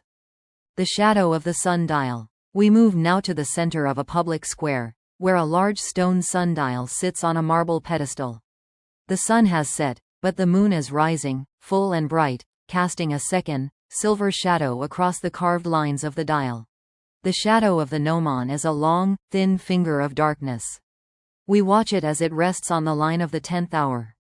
It doesn't appear to move. We look away for a moment, focusing on the texture of the marble, the small veins of gray running through the white stone. When we look back, the shadow has moved, but only by the width of a hair. The movement of the celestial bodies is the ultimate slow narrative. The earth turns, the moon climbs, and the shadow follows, faithful and silent. We watch the shadow approach a small chip in the stone. It takes several minutes for the darkness to fill the tiny crevice. We breathe in the cool night air, feeling the stillness of the stone beneath our hands. The square is empty. The white marble of the surrounding buildings reflects the moonlight, making the world look like it has been carved from ice. There is no wind to stir the dust. There is only the shadow, moving across the dial with the weight of eternity. It is a clock that makes no sound, a reminder that time passes whether we measure it or not. We let our eyes follow the edge of the shadow, sinking into the slow, silver rhythm of the night. The cooling of the thermal baths. Imagine a great hall made of dark, volcanic stone. This is a place of water and heat, but the fires beneath the floors have been banked for the night. The large, rectangular pools are filled with mineral-rich water that carries a faint, earthy scent of sulfur and salt. The air is thick, warm, and heavy with steam. We sit on a marble bench at the edge of the water. The steam rises in slow, rolling clouds, curling around the stone pillars before vanishing into the high, vaulted ceiling. We watch a single bead of condensation form on the nose of a marble statue. It grows larger and larger, reflecting the dim glow of a single remaining torch. Eventually, it falls. Plink! The sound echoes through the hall, a solitary note in the humid silence. The surface of the water is as smooth as polished jade. We watch the way the steam dances just above the surface, caught in the almost imperceptible drafts of the room. It moves like a ghost, swirling in slow, lazy circles. We dip a toe into the water. It is perfectly warm, a liquid embrace that feels like a second skin. There is no movement in the pool, no splashing, no ripples. Only the steady, silent transfer of heat from the water into the stone, and from the stone into the air. The hall is a cocoon of warmth, a place where the senses are muffled and the body feels weightless. We stay here in the vaporous gloom, watching the steam rise and fall, until the distinction between the air and the water begins to fade away. The sorting of the seashells on Cythera. We drift now to the island of Cythera, where the beach is not made of sand, but of millions of tiny, sun-bleached shells. The tide is out, leaving behind a wide expanse of white and pink treasure. We sit on the shore, the small shells crunching softly beneath us like dry snow. We reach down and pick up a handful of shells, letting them trickle slowly through our fingers. Chink, click, chink. The sound is delicate and musical, a tiny clatter of calcium and history. We begin to sort them, not for any purpose, but for the simple joy of the repetition. We find a shell the color of a pale sunrise, shaped like a tiny fan. We place it on a flat rock. We find another, a spiral as thin as a needle, and place it beside the first. The sea is a long way out, a thin line of turquoise that barely moves. The sound of the water is a distant, rhythmic sigh, a background hum that anchors the silence. We focus on the patterns of the shells. Some are smooth and glossy. Others are rough and textured with ridges like the bark of a tree. We trace the spiral of a snail shell with a fingernail. Round and round, moving toward the center, smaller and smaller, until we reach the point of infinity. The sun is warm on our neck, and the smell of dried seaweed and salt is clean and sharp. One shell, then another. The pile on the rock grows slowly. There are millions of shells on this beach, and we have all the time in the world to look at each one. The unfolding of the linen sail. Out in the bay, a small merchant boat sits motionless in the doldrums. There is no wind, and the sea is a sheet of blue glass. On the deck, a sailor is slowly unfolding a spare sail made of heavy, sun-bleached linen. The fabric is stiff and smells of the sun. As he unfolds it, the linen makes a slow, rhythmic creaking sound. Creak. It is a heavy, satisfying noise. We watch the way the fabric falls in thick, white folds across the deck. It looks like a field of fallen clouds. The sailor moves with a deliberate slowness, smoothing out the wrinkles with his calloused palms. He checks the ropes, the thick hemp lines that have been coiled into perfect circles. We follow the line of a rope from the mast to the deck. It is a steady, unchanging path. The sailor sits down on the linen and begins to mend a tiny fray in the edge of the sail. He uses a large bone needle and a thread made of flax. Push, pull, push, pull. The needle makes a soft, rhythmic th up as it passes through the heavy cloth. The boat rocks ever so slightly, a movement so gentle it is almost a memory. The mast creaks in its socket, a low, woody groan. We watch the sailor's hands, the needle, the thread, the white linen. The world is reduced to these few simple elements. There is no destination, no wind to catch, no harbor to reach. There is only the sail, the sun, and the slow, repetitive work of the hands. The horizon is a blur of blue and silver, and the boat remains a quiet island in the center of a silent world. The drip of pine resin in Attica. Deep within a forest of Aleppo pines on the slopes of Attica, the world is hushed and heavy with the scent of wood and sun-warmed earth. The pines here are ancient, their bark thick and rugged like the skin of a giant. We find a tree where the bark has split naturally, and a slow, golden river of resin is making its way toward the ground. We watch a single drop of this amber liquid. It is thick, viscous, and moves with a gravity that seems to belong to another world. It gathers at the edge of a bark ridge, swelling into a heavy, translucent globe. It catches a stray beam of moonlight and glows like a captured star. The resin is the lifeblood of the forest, a slow-moving syrup that carries the essence of the tree. We wait for the drop to fall. It stretches, becoming a thin, golden thread that grows longer and thinner. We breathe in the sharp, medicinal scent of the pine, a smell that clears the mind and settles the heart. The forest around us is a cathedral of silence. Occasionally, a dry pine needle falls from the canopy, drifting back and forth in the still air before landing with a soundless touch on the soft, brown carpet below. The drop of resin finally detaches. It doesn't splash, it simply settles into the pool at the base of the trunk with a slow, merging motion. Another drop begins to form immediately. One drop every hour, one drop every year. The tree is in no hurry. It has stood here for a century, and it will stand for another, measured in the slow, golden pulse of its resin. The observatory roof. We move now to the highest point of a stone tower, an observatory where the scholars of the heavens come to chart the wandering of the planets. The roof is a flat expanse of cold, dark granite, open to the vast, velvet dome of the sky. There are no instruments here tonight, only the stillness and the light of 1,000 distant suns. We lie back on the stone, feeling the last of the day's heat radiating from the granite into our backs. The sky is so clear that the Milky Way looks like a river of silver dust spilled across the heavens.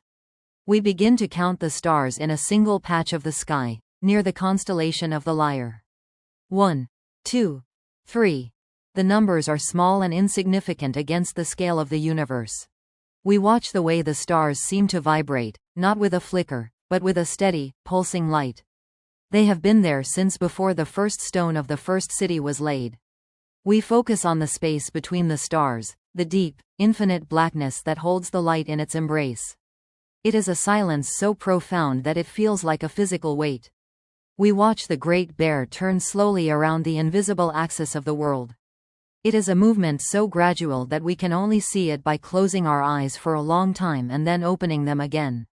The granite beneath us is steady. The sky above is eternal. We are a small, quiet point of awareness between the earth and the stars, floating in a sea of celestial time. The ant on the marble threshold. We return to the domestic world, to the threshold of a great house in the city. The door is closed, and the family is asleep, but across the white marble of the entryway, a single ant is making a long and solitary journey. The marble is a vast, white desert to the ant, a landscape of polished plains and microscopic mountain ranges. We watch it move. It travels in short, determined bursts, then pauses to wave its antennae in the cool air. We follow its path. It is heading toward a tiny grain of salt that has fallen from a kitchen table. The marble is so smooth that we can see the ant's reflection, a tiny, dark shadow moving in tandem beneath it. We watch the way the ant navigates the gray veins of the stone, following the natural geography of the marble as if it were a road. There is no sound to its journey. It is a silent epic. The ant reaches the grain of salt. It pauses, circles the prize, and then begins the long process of turning around to carry it back. We watch the struggle and the success. The grain of salt is 3 times the size of the ant's head, a glittering boulder of white crystal. The ant heaves it upward and begins the return journey. Step by slow step, the marble threshold feels as wide as the world. We stay with the ant, focusing on the rhythmic movement of its tiny legs, the slow progress across the white stone, until it finally disappears into a crack in the wall. The threshold is empty again. The marble remains white and still. The house is silent. The night continues its slow, unobserved march toward the dawn. The cooling of the potter's kiln. Outside the city walls, where the air is scented with the smell of baked earth and dry brush, the great brick kiln of the potter stands in the moonlight. The fire has been extinguished for many hours, but the kiln remains a vessel of fading heat. We stand near its thick, clay-plastered walls and listen. Inside the dark chamber, the air is cooling, and as it does, the newly fired vessels are settling into their final forms. We hear the faint, musical sound of the clay breathing. Tink, click, these are the cooling songs of the ceramic. A large amphora, once soft and malleable, is now hardening into a stone-like permanence. We imagine the microscopic particles of the clay interlocking, drawing closer together as the temperature drops. The kiln radiates a gentle, pulsing warmth that mimics the heat of a summer afternoon. We place our hands near the brickwork, not quite touching, feeling the invisible waves of energy. The smell is distinctive, a mixture of wood ash, toasted earth, and the mineral scent of the slip glaze. In the silence of the night, this cooling is the only activity for miles. We wait for the next sound. Minutes pass. Then, a tiny, high-pitched ping from deep within the stack. It is a slow, structural symphony. The potter will not open the door until tomorrow, or perhaps the day after. There is no reason to hurry the transition from fire to earth. We stay in the warmth of the kiln, letting the slow, rhythmic cooling settle our own minds into a state of quiet, hardened peace. The growth of the lichen. We move now to a forgotten corner of a sacred grove, where an ancient limestone statue of Hermes stands. The statue is hundreds of years old, and its features have been softened by the wind and the rain. Across the god's marble shoulder, a colony of lichen has made its home. Lichen is the slowest of all living things. It does not grow in days or weeks, but in decades. We focus our attention on a small, circular patch of pale, seafoam green. It is a complex map of ridges and valleys, a miniature forest clinging to the stone. To the lichen, a single human breath is like a passing season. We watch it, knowing that it is growing even now, moving its microscopic edges outward by a fraction of a millimeter every year. The texture of the lichen is dry and crusty, yet it holds the moisture of the night air like a sponge. We watch a single drop of dew settle into the green velvet. The lichen absorbs it instantly, deepening in color to a rich, mossy emerald. There is a profound patience in this relationship between the life and the stone. The statue provides the foundation, and the lichen provides the slow, living decoration. We count the small, orange cups, the fruiting bodies of the lichen, scattered across the green expanse. 1, 2, 3. They are like tiny craters on a distant planet. The world around the statue changes. Empires rise, the grove grows and thins, the seasons cycle through heat and frost. But Hermes remains still, and the lichen continues its patient, microscopic expansion, a testament to the beauty of a life lived at the speed of stone. The unwinding of the silk spool. In the quiet, cedar-lined storehouse of a merchant from the east, a single spool of silk sits on a high shelf. The silk is the color of a pale moon, spun so fine that 1,000 yards of it could fit in the palm of a hand. A loose thread has escaped the spool and hangs down toward the floor, swaying in a draft that we cannot even feel. We watch the thread. It is a silver line, thinner than a spider's web, catching the dim light of the evening. As the spool settles on the wooden shelf, it shifts by the width of a hair, and a few more inches of silk begin to unwind. It doesn't fall, it drifts. The silk is so light that it seems to float on the air rather than cut through it. We follow the spiral of the thread as it leaves the wooden core. Round and round, a shimmering path of light.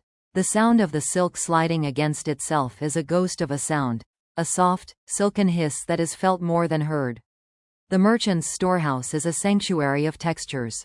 There are stacks of heavy wool, bundles of crisp linen, and the soft, cool presence of the silk. We focus on the point where the thread meets the spool. It is a place of infinite potential. Every inch of silk represents hours of slow, patient work by 1,000 silkworms, and more hours of careful spinning.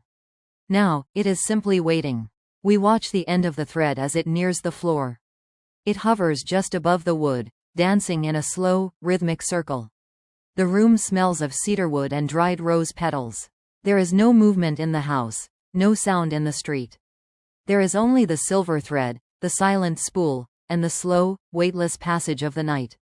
The drying of the fresco. In the interior of a newly built temple dedicated to a silent deity, the air is cool and smells of wet lime and mineral pigments. A master artist has just finished a day's labor, and the wall is still damp, a fresh, living canvas. We stand in the center of the hall and watch the fresco as it begins its slow journey from liquid to stone. The wall is a deep, Mediterranean blue, the color of the sea at dusk. Because the plaster is still wet, the surface has a soft, velvety sheen that catches the faint light of a distant lamp. We focus on a single corner of the painting, a depiction of an olive branch. The green of the leaves is vibrant and moist. We watch as the moisture begins to retreat. It is a microscopic process where the pigment is pulled deep into the heart of the plaster, becoming one with the wall itself. There is no sound in the temple, only the sound of our own slow breathing. We watch the transition of color. As the plaster dries, the deep blue softens into a lighter, more permanent hue. The boundary between the wet and the dry is a jagged, invisible line that moves with the speed of a growing shadow. We follow the curve of a painted urn, watching the way the highlights change as the water evaporates. This is the birth of an image that will last for 1,000 years, yet its creation is marked by nothing more than the quiet movement of air. The room remains a sanctuary of stillness, held in the cooling embrace of the stone walls, as the art slowly locks itself into the architecture of the world. The sand dunes of the southern coast. We drift now across the water to the long, low coastline where the Mediterranean meets the vast sands of the south. Here, the dunes are like a second sea, frozen in waves of pale gold and white. The sun has long since departed, and the sand has lost the burning heat of the day, becoming cool and soft under the moonlight. We sit on the crest of a high dune and watch the wind. It is a light, steady breeze that carries the scent of salt and nothingness.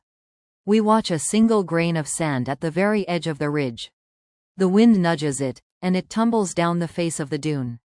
Slip, slide. It is a tiny, silent movement. Then another grain follows. Then 100 more. It is a miniature avalanche that makes no more noise than a whisper in a dream. The patterns on the sand are perfect and mathematical. The wind has carved thousands of small, parallel ridges into the slope, a landscape of ripples that mimic the surface of the ocean.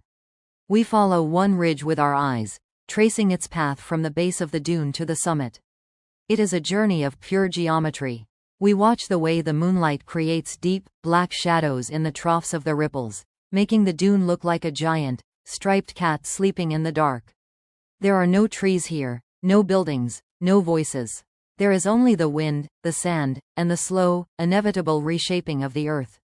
We let the rhythm of the falling sand anchor us to the moment, a steady, granular descent into a deep and wordless peace. The breath of the city guard. We return to the city gates, where the massive wooden doors are bolted shut with heavy beams of oak. A lone guard sits in the shadow of the gatehouse tower. He is not standing at attention. He has leaned his head against the cool stone of the wall and fallen into a light, rhythmic sleep.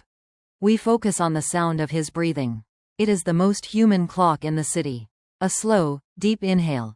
A pause, and a long, whistling exhale. Ha, hu. The sound is muffled by his thick woolly cloak. We watch the movement of his chest, rising and falling with the regularity of a tide. His bronze helmet sits on the stone beside him, catching a sliver of moonlight and reflecting it in a steady, unblinking glow. Around him, the city is a cavern of silence. The cobblestones are cold, and the air is still. We listen to the secondary sounds of his rest, the soft creak of his leather sandals as his feet shift, the rustle of the wool against the stone. He is the guardian of the city's dreams, and his own dream is a quiet, uncomplicated thing. We match our breath to his, feeling the tension drain out of our shoulders. 1, 2, 3. The rhythm is contagious. The stone of the tower is solid and supportive. The gates are secure. The night is at its deepest point, the pivot between what was and what will be. We remain in this pocket of safety, wrapped in the sound of the guard's breath and the ancient, protective silence of the walls. The River of Echoes. Imagine you are seated at the edge of a great, subterranean river, far below the limestone crust of the Peloponnese.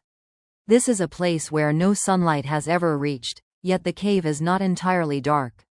The stones themselves have a faint, phosphorescent glow, a pale blue light that shimmers like the memory of a dream.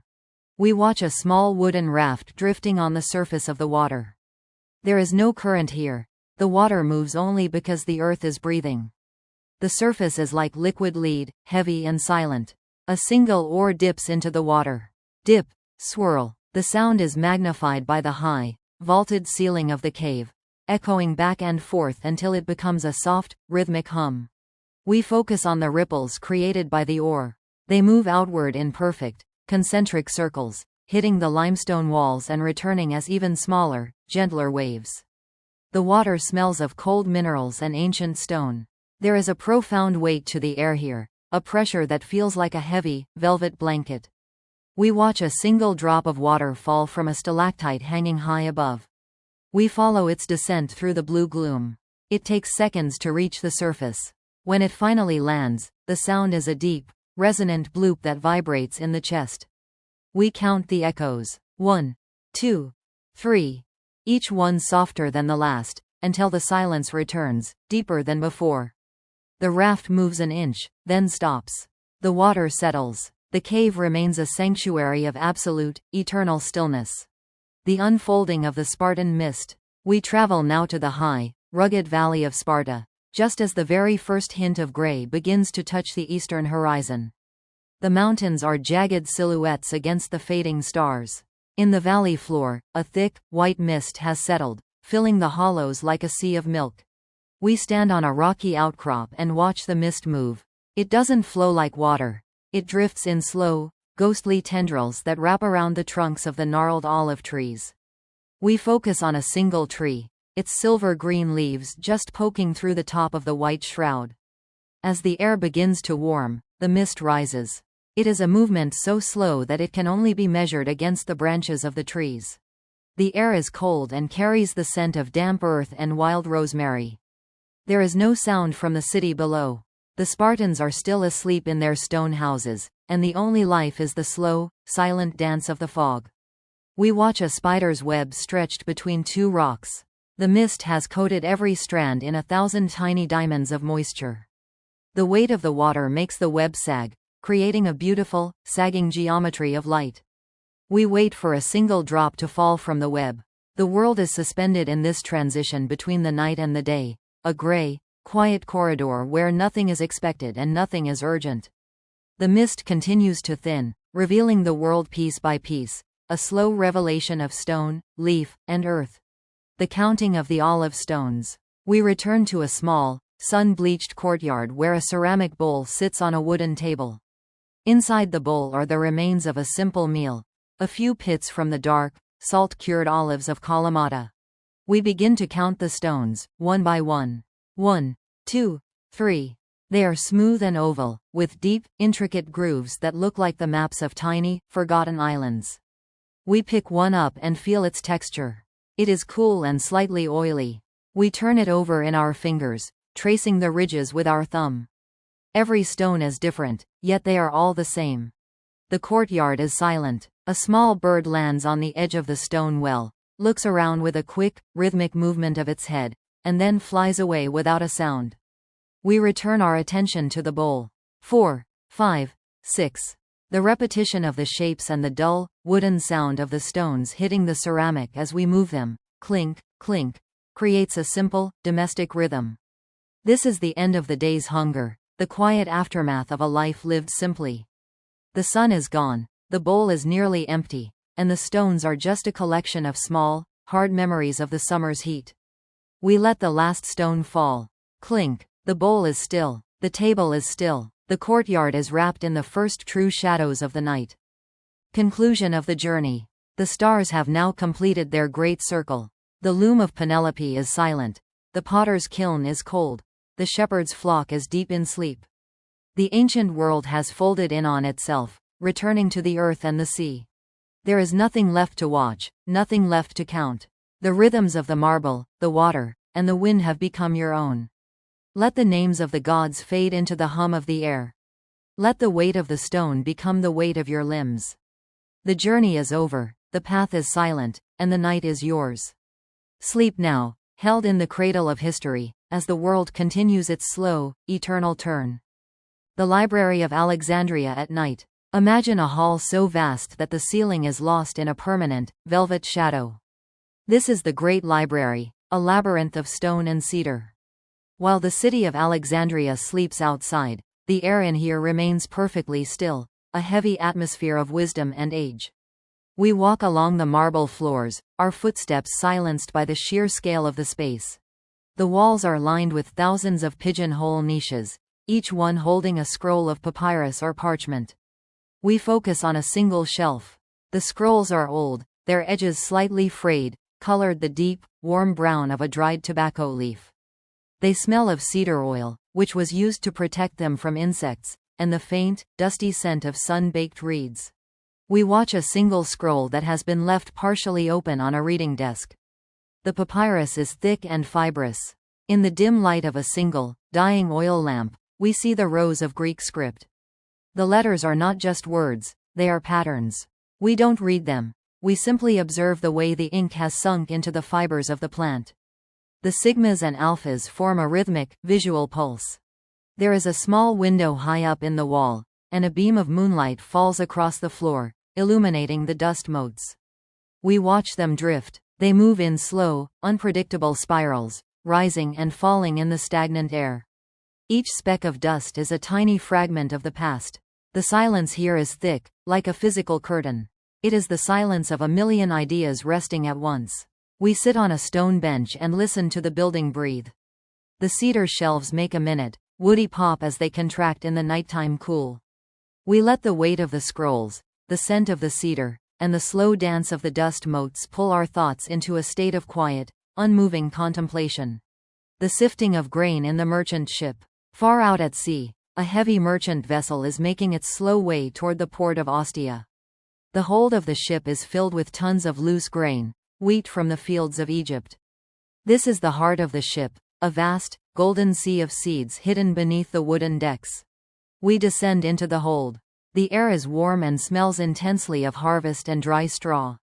The only light comes from the cracks in the deck above, casting thin, golden needles of light into the darkness. As the ship rolls with the long, slow swells of the Mediterranean, the grain moves. It is a sound unlike any other, a deep, rustling slide. SSSSSHHH rush. Thousands of millions of grains of wheat shift together, a collective movement of gold. We watch a small slope of grain near the hull. As the ship tilts to the left, the seeds at the top begin to tumble down. One by one, then in a soft, sliding sheet. We count the seconds of the slide. 1, 2, 3. Then the ship reaches the peak of the swell, pauses for a heartbeat, and begins to tilt to the right. The grain follows. The repetition is perfect. It is the heartbeat of the vessel. We reach our hands into the wheat. It is cool and smooth, sliding over our skin like a heavy, dry liquid.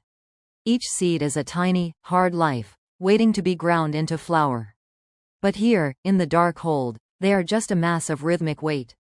The wooden ribs of the ship groan in sympathy with the grain, a deep, low-frequency creak of oak and pine. Cree-ack. SSSSSHHH rush. We lie down on the surface of the wheat, feeling the ship move beneath us. The world is reduced to the sound of the sliding gold and the slow, eternal rocking of the sea. The journey of the water clock's shadow. Back in a quiet courtyard, we return to a different kind of clock, a simple vessel of water with a floating cork. On the cork is a slender reed that casts a shadow against a curved wall. Because the water drips out of the vessel at a constant rate, the cork sinks, and the shadow of the reed climbs the wall. We watch the shadow. It is a thin, gray line against the pale stone. Its movement is the very definition of slow. We focus on a small, dark speck in the marble, a tiny inclusion of flint. The shadow is a finger's width away from it. We wait. We breathe in the cool night air, smelling the damp earth of the garden. The shadow doesn't move in jerks, it flows. It is a liquid darkness. We watch it touch the edge of the flint speck. It takes 5 minutes for the shadow to move across that tiny piece of stone. It is a meditation on the infinitesimal. The world is full of grand events, but here, the only event is the movement of a shadow across a speck of flint. The water in the vessel makes a soft, rhythmic drip. Drip, drip, drip. Each drop is a heartbeat of the machine. The sound is a constant, a white noise that makes the silence of the courtyard feel even deeper. We watch the shadow leave the flint behind and move toward a crack in the plaster. It is a journey that will take the rest of the night. There is no destination, only the movement. The shadow is a ghost of time, a silent witness to the passing of the hours. We let our eyes follow the gray line, sinking deeper into the stone, deeper into the night, until the shadow and the darkness become one. The silent quarries of Syracuse. Deep within the earth at Syracuse lie the vast limestone quarries known as the Latamae. These are cathedral-like spaces, carved out by generations of workers, but now they are places of profound, echoing stillness. The walls are vertical cliffs of pale, cream-colored stone, rising hundreds of feet toward a narrow ribbon of sky far above. We walk along the floor of the quarry, which is covered in a soft, fine dust of crushed limestone. It feels like walking on powdered silk. In the center of the space, a single, massive block of stones sits on wooden rollers, abandoned mid-journey. We focus on the texture of the block. It is rough-hewn, showing the rhythmic marks of the pickaxe, diagonal grooves that form a herringbone pattern in the rock. The air here is several degrees cooler than the world above. It is a heavy, mineral air that tastes of salt and ancient dust. We listen to the silence. Because of the shape of the cavern, the smallest sound is carried for miles. We hear a single drop of groundwater seep through a fissure in the high wall. It falls, hitting a flat stone with a clear, resonant ping. The sound travels upward, bouncing off the limestone faces, growing softer and softer until it is just a ghost of a noise. We sit against the cool face of the cliff. Above us, the ivy hangs down in long, green tresses, perfectly still. There is no wind here. We watch a small beetle, its back as black as obsidian, as it climbs over a ridge in the limestone. It moves with a slow, mechanical precision, pausing every few seconds to orient itself. We follow its journey across a few inches of stone. It is a miniature odyssey in a world of giants. The quarry is a vessel of silence, a place where the earth has been opened up and left to breathe in the dark. We sink into the cool, white depth of the stone, letting the permanence of the limestone anchor our thoughts in a state of unmoving peace. The long sleep of the olive groves. On the rolling hills overlooking the Ionian Sea, there is an olive grove that has stood for 1,000 years. These trees are not the slender saplings of the valley. They are ancient, gnarled titans with trunks that have twisted into complex, wooden braids over centuries of slow growth. We walk among them as the moon reaches its zenith. The silvery gray leaves of the olives catch the moonlight, making the entire grove look like it is underwater. We focus on a single tree. Its trunk is a labyrinth of knots, hollows, and ridges. We trace a spiral of bark with our eyes, following the wood as it turns around the core of the tree. It is a record of 1,000 winters and 1,000 summers, all compressed into a single, silent form. The ground is covered in a thick layer of dry leaves and fallen fruit. As we move, the leaves make a soft, papyrus-like crinkle. Crossing CK, hush. We find a spot where the roots of the tree form a natural bench. The wood is warm, still holding onto the ghost of the day's sun. The air is thick with the scent of wild oregano and the bitter, clean smell of the olive leaves. We listen to the grove. In the distance, a small owl calls, a low, rhythmic hoo-hoo that underscores the silence rather than breaking it. The trees do not move. They are masters of stillness. We watch a single olive hanging from a low branch. It is dark purple, almost black, heavy with oil. We wait for the wind to move it, but the air is motionless.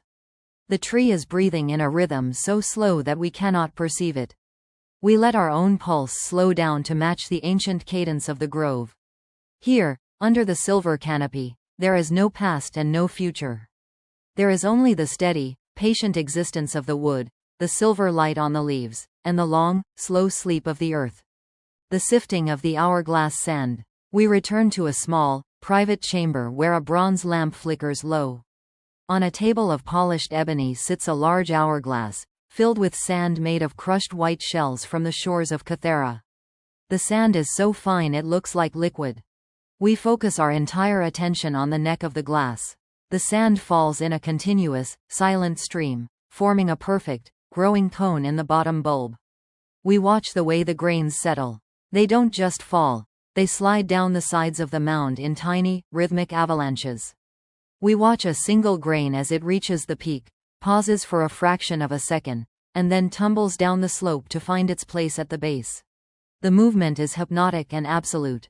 It is the purest representation of time, a steady, granular flow that never hastens and never falters. The room is silent, save for the faint, crystalline hiss of the sand. We let the sound fill our ears, a white noise that smooths out the edges of our consciousness. The pile in the top bulb is nearly gone. We watch the final few grains as they dance around the opening, caught in a tiny vortex, before finally slipping through. The hourglass is now a mirror of itself, the top empty, the bottom full. We do not turn it over. We stay in the silence of the finished hour, letting the stillness of the sand become the stillness of our mind. The drifting of the sea foam. Imagine a secluded cove on the northern coast of Euboea. The sea here is not the crashing blue of the open ocean, but a shallow, crystal-clear expanse that moves with the gentleness of a sleeping breath. The tide is at its highest point, and the water is perfectly level with the silver-gray pebbles of the shore. At the very edge of the water, a thin line of seafoam has gathered. We sit on a smooth, water-worn rock and observe it. The foam is composed of a million tiny, translucent bubbles, each one reflecting a microscopic version of the moon. They are clustered together like a lace ribbon draped over the surface of the sea. We watch a single cluster of bubbles as it drifts. It doesn't move in a straight line. It follows the invisible eddies of the cooling water. It moves an inch to the left, lingers there for a long minute, and then slowly rotates. There is no sound to this movement. It is weightless. We focus on one individual bubble. We watch the way its surface shimmers with iridescent colors, faint pinks, soft greens, and deep violets, before it finally, silently, dissolves back into the salt water. The rhythm of the tide is so subtle that it is almost invisible. One pebble is covered by the water. 5 minutes later, it is revealed again. The foam follows this pulse, sliding back and forth over the stones with a soft, liquid hiss that is quieter than a whisper. The air is cool and smells of ozone and wet stone.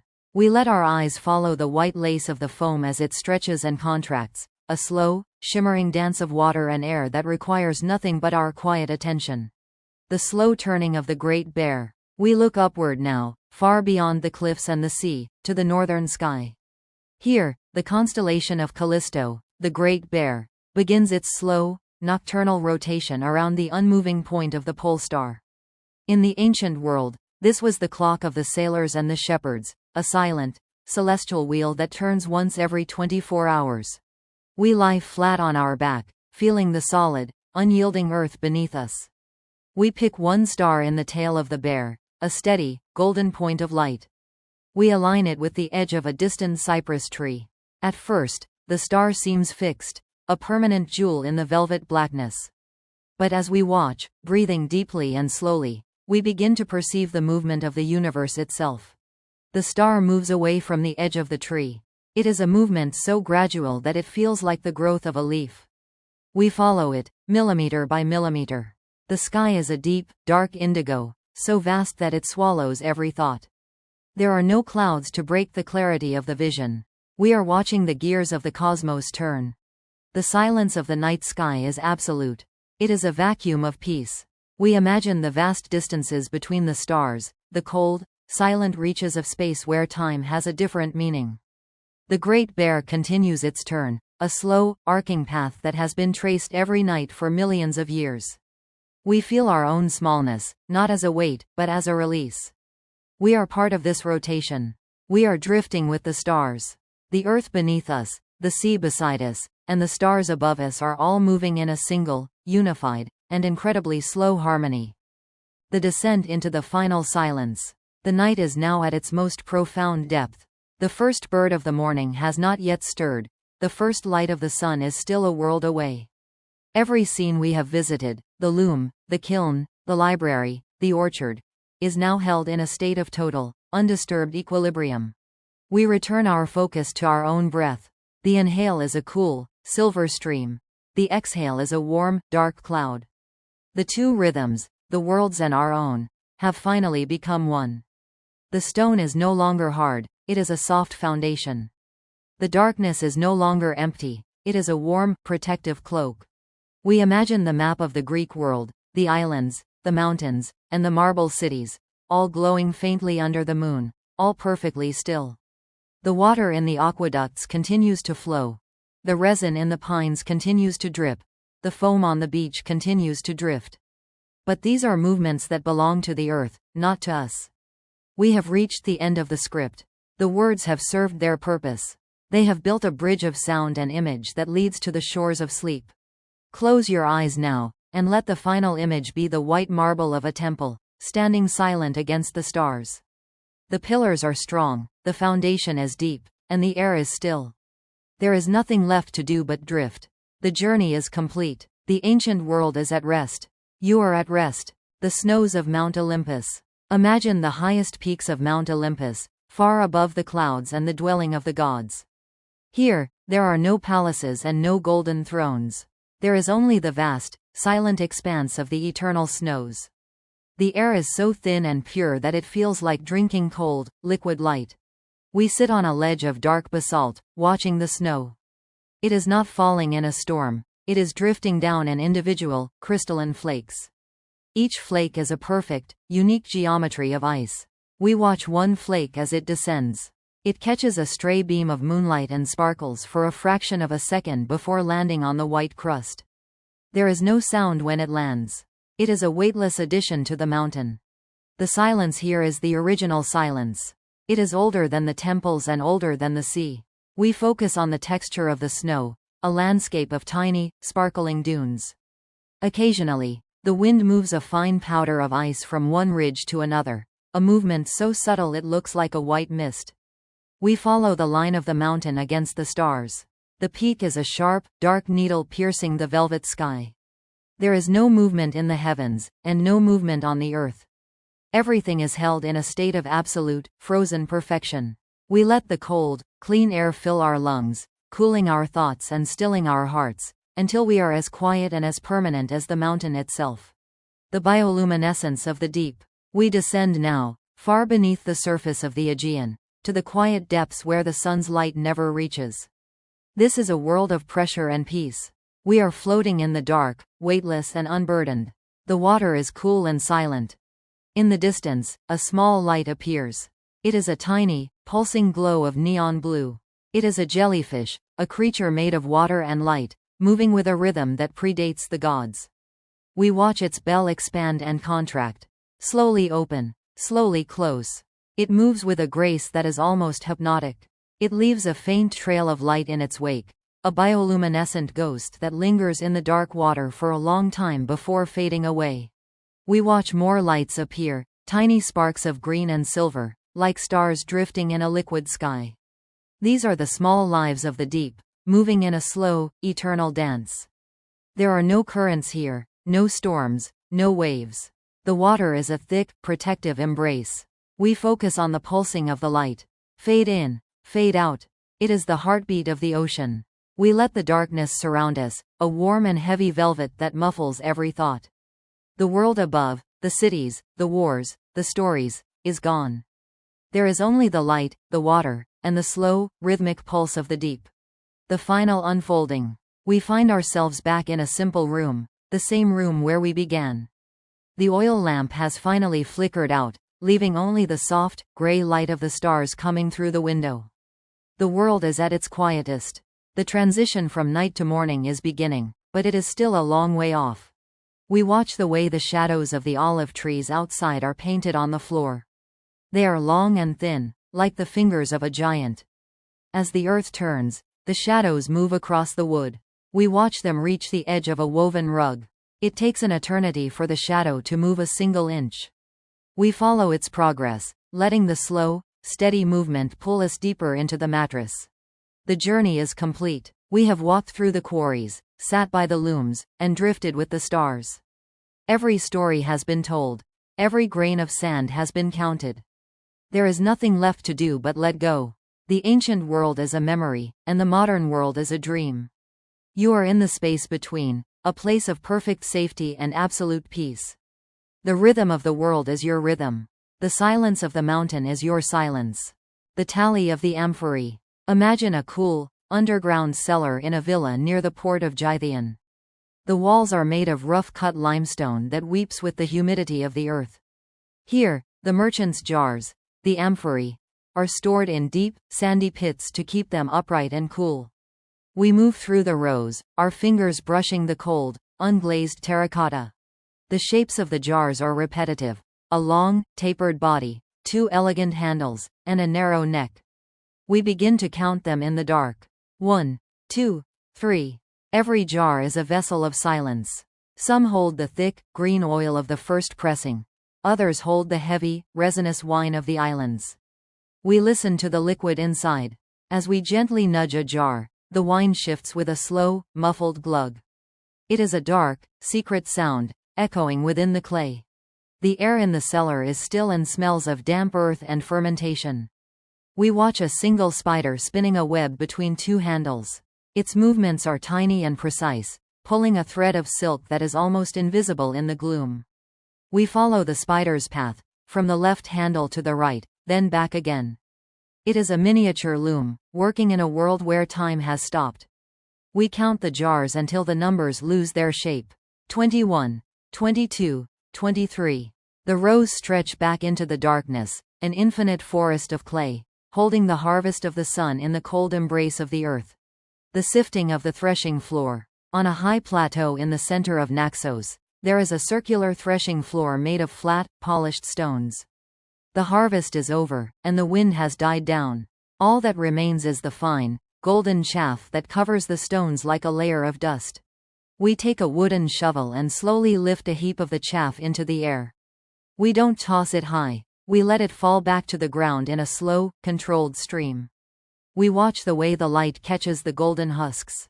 They are weightless, drifting like sparks from a fire. They don't fall in a straight line. They tumble and swirl, caught in the invisible eddies of the cooling air. The sound of the chaff hitting the stone is a soft, dry hiss.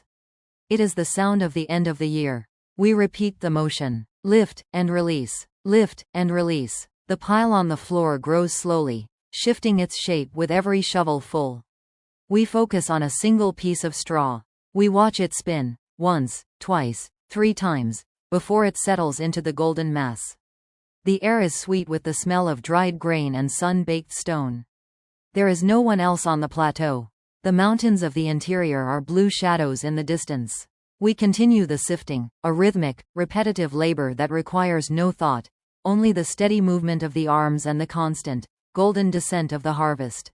The drift of the clouds over Parnassus. We look up now to the twin peaks of Mount Parnassus. The sky is a deep, unchanging indigo, and across its face, the high-altitude clouds are moving. These are the cirrus clouds, thin, wispy veils of ice crystals that look like the brushstrokes of a god. We lie back on the grass and watch a single cloud. It is shaped like a long, silver feather. It doesn't appear to move at first. We align its tip with a jagged rock on the summit. We wait. The world is silent. After a long minute, The feather has moved a fraction of an inch to the east. It is a movement of pure grace. The clouds are so high that they are still catching the light of a sun that has already set for us. They are a pale, glowing rose against the dark sky. We watch the cloud change its shape. The feather slowly stretches, becoming a thin ribbon, then a series of disconnected islands of light. It is a slow-motion transformation, a silent unfolding in the vastness of the upper air. There is no wind at our level, but up there, the atmosphere is a slow, steady river. We follow the ribbon of light until it thins out into nothingness, disappearing into the dark blue. Another cloud follows, even slower than the first. The sky is a vast, silent theater of vapor and light, and we are the only audience.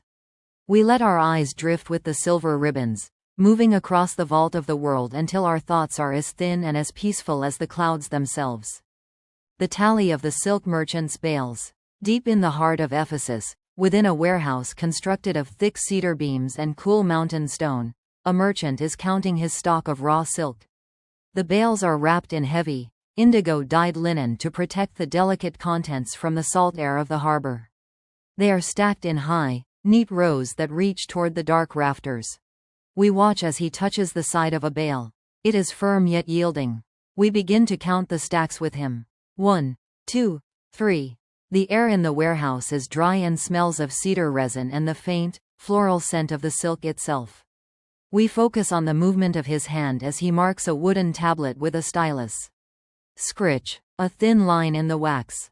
Scritch. Another. The shadows of the stacks are long and rectangular, stretching across the floor like a dark, geometric carpet. There is no sound from the city outside.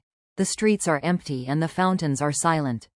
We watch a single thread of indigo linen that has come loose from a bale. It hangs perfectly still in the air. We count the stacks until the numbers become a rhythmic chant. 48, 49, 50. The warehouse is a sanctuary of order. Each bale represents a long journey over mountains and deserts, but now they are at rest. We stay in the cedar-scented gloom, letting the repetition of the shapes and the softness of the counts pull us into a state of heavy, commercial peace. The cooling of the bronze casting. In a small foundry near the edge of the coppersmith's quarter, a bronze statue of a small bird has just been cast. The clay mold sits in a bed of cooling sand, and the molten metal inside has just begun to transition from a liquid to a solid state. We sit on a wooden bench and watch the sand. It is dark and coarse, holding the immense heat of the furnace. The air around the molds shimmer with heat waves, distorting the view of the tools on the wall. We listen to the bronze as it contracts. Tink, a tiny, metallic sound, like a distant bell. It is the sound of the molecules settling into their final, permanent arrangement. We imagine the bird inside the clay, its wings folded, its beak sharp, its feathers rendered in perfect, frozen detail. The heat radiates outward in slow, invisible pulses. We feel it on our face, a warm, dry breath that slowly grows cooler. The room smells of charcoal and hot metal, a sharp, ancient scent. We watch a stray ember on the floor as it fades from bright orange to a dull, matte gray. The transition is so slow that we cannot see the moment it happens. We only know that it has. The foundry is a place of transformation, but at this hour, it is a place of stillness. We wait for the next tink from the mold, a patient, metallic heartbeat that marks the cooling of the world. The unfolding of the linen shroud. In a quiet room overlooking the darkened sea, a woman is unfolding a long, narrow strip of fine linen. It is destined for a sacred purpose, but for now, it is simply a task of the hands. The linen is bleached to the color of bone and feels cool and crisp against the skin. We watch her as she shakes out the folds. The fabric moves in slow, heavy waves, catching the moonlight and turning it into a shimmering, white landscape. Whump. The sound is soft and muffled, like the wing beat of a large bird. She lays the linen across a long wooden table and begins to smooth it with her palms. We follow the movement of her hands. They move from the center to the edges, a rhythmic, outward stroke. Slide, slide, slide. Every wrinkle is eased away. Every fiber is aligned. The linen is so fine that we can see the grain of the wood beneath it. We focus on the selvage, the finished edge of the cloth, where the threads are woven in a tight, protective band. The room is silent, save for the sound of the fabric on the wood. The window is open, and the scent of the sea, salty and cold, drifts in to mingle with the clean, dry scent of the flax. We watch the linen as it settles into a perfect, flat plane. It looks like a path of light leading into the darkness. There is no hurry to finish the work. The night is long, and the linen is patient. We let the rhythmic sliding of her hands and the white expanse of the cloth soothe our eyes, until the world outside the room ceases to exist, and there is only the linen, the moonlight, and the slow, rhythmic care of the hands. The drip in the limestone cistern. Imagine a staircase of damp stone descending deep beneath the courtyard of a palace. We follow it down into the dark, where the air becomes cold and smells of wet minerals. Here lies the cistern, a great vaulted chamber carved directly into the bedrock to hold the winter's rains. The water is a dark, unmoving mirror. We cannot see the bottom, but we can feel the immense, quiet weight of the liquid held in the earth's lap. We sit on the bottom step and listen. High above, in a tiny fissure in the limestone, a single drop of water is gathering. It takes minutes to form, pulling itself together from the dampness of the stone. We wait for it. Finally, the weight becomes too much. The drop falls through the black air. Ploink! The sound is silver and hollow, echoing off the curved ceiling and dancing across the surface of the pool. We watch the ripple it creates, a single, perfect circle that expands outward with agonizing slowness. It travels toward the far wall, a tiny, moving ridge of water that eventually vanishes into the stone. There is no wind here. There is no light. There is only the heartbeat of the earth, measured in these solitary drops. We count the seconds until the next one. 1, 2, 3. The silence in between is so thick it feels like a physical presence. We let the coldness of the cistern settle into our bones, a steadying, grounding chill. The world above may be full of movement, but here, everything is governed by the slow, inevitable rhythm of the drop. The resting of the oars. We move now to the edge of a quiet bay, where a great Athenian trireme has been hauled up onto the wooden rollers of the ship sheds. The vessel is a long, dark shadow against the sand, its timber smelling of cedar, pitch, and the salt of 1,000 leagues. Inside the ship shed, the air is dry and smells of old rope. We look at the oars, rows upon rows of long, slender ash wood poles, laid out in perfect order along the benches. They are at rest now, no longer churning the white foam of the sea. We focus on a single oar. Its handle is worn smooth by the grip of a rower, the wood polished to a dull glow. The ship settles on its rollers with a low, woody groan. Cree-ack. It is a sound of immense weight finding its balance. We watch the way the moonlight filters through the slats of the shed, casting striped shadows across the hull. A single coil of heavy hemp rope sits on the deck. We follow the spiral of the rope with our eyes, round and round, into the center. The bay outside is silent. The waves are nothing more than a soft lap against the shore. We listen to the ship talk as the wood cools in the night air. A small contraction here, a settling there. It is a slow, rhythmic conversation between the timber and the dark. We lean our head against the hull and feel the solidity of the oak. The journey is over. The oars are still. The sea is a distant whisper. We sink into the heavy, wooden piece of the ship, letting the scent of pitch and the sound of the creaking timber carry us into a deep, tideless sleep. The counting of the stars over Hera's temple. We climb finally to the high terrace of the Temple of Hera, where the great Doric columns stand like giants against the night sky. The marble is bone white, reflecting the light of 1 billion stars. There is no roof here, only the vast, open canopy of the heavens. We lie down on the cool marble floor and begin to count the stars that appear between two of the columns. It is a narrow frame of the universe. 1, 2, 3. The stars do not flicker. They glow with a steady, ancient light. We focus on a small cluster, a tiny smudge of silver dust. We imagine the vast, silent distances between those points of light, a space so wide that time itself seems to stretch. The air on the terrace is thin and cold, carrying the faint scent of mountain thyme. We watch a single star as it slowly moves toward the edge of the marble column. It is the movement of the earth itself, a rotation so grand and so slow that it defies the senses. We track its progress, millimeter by millimeter. By the time the star disappears behind the stone, our breathing has become a slow, rhythmic echo of the wind. The temple is a silent anchor in a turning world.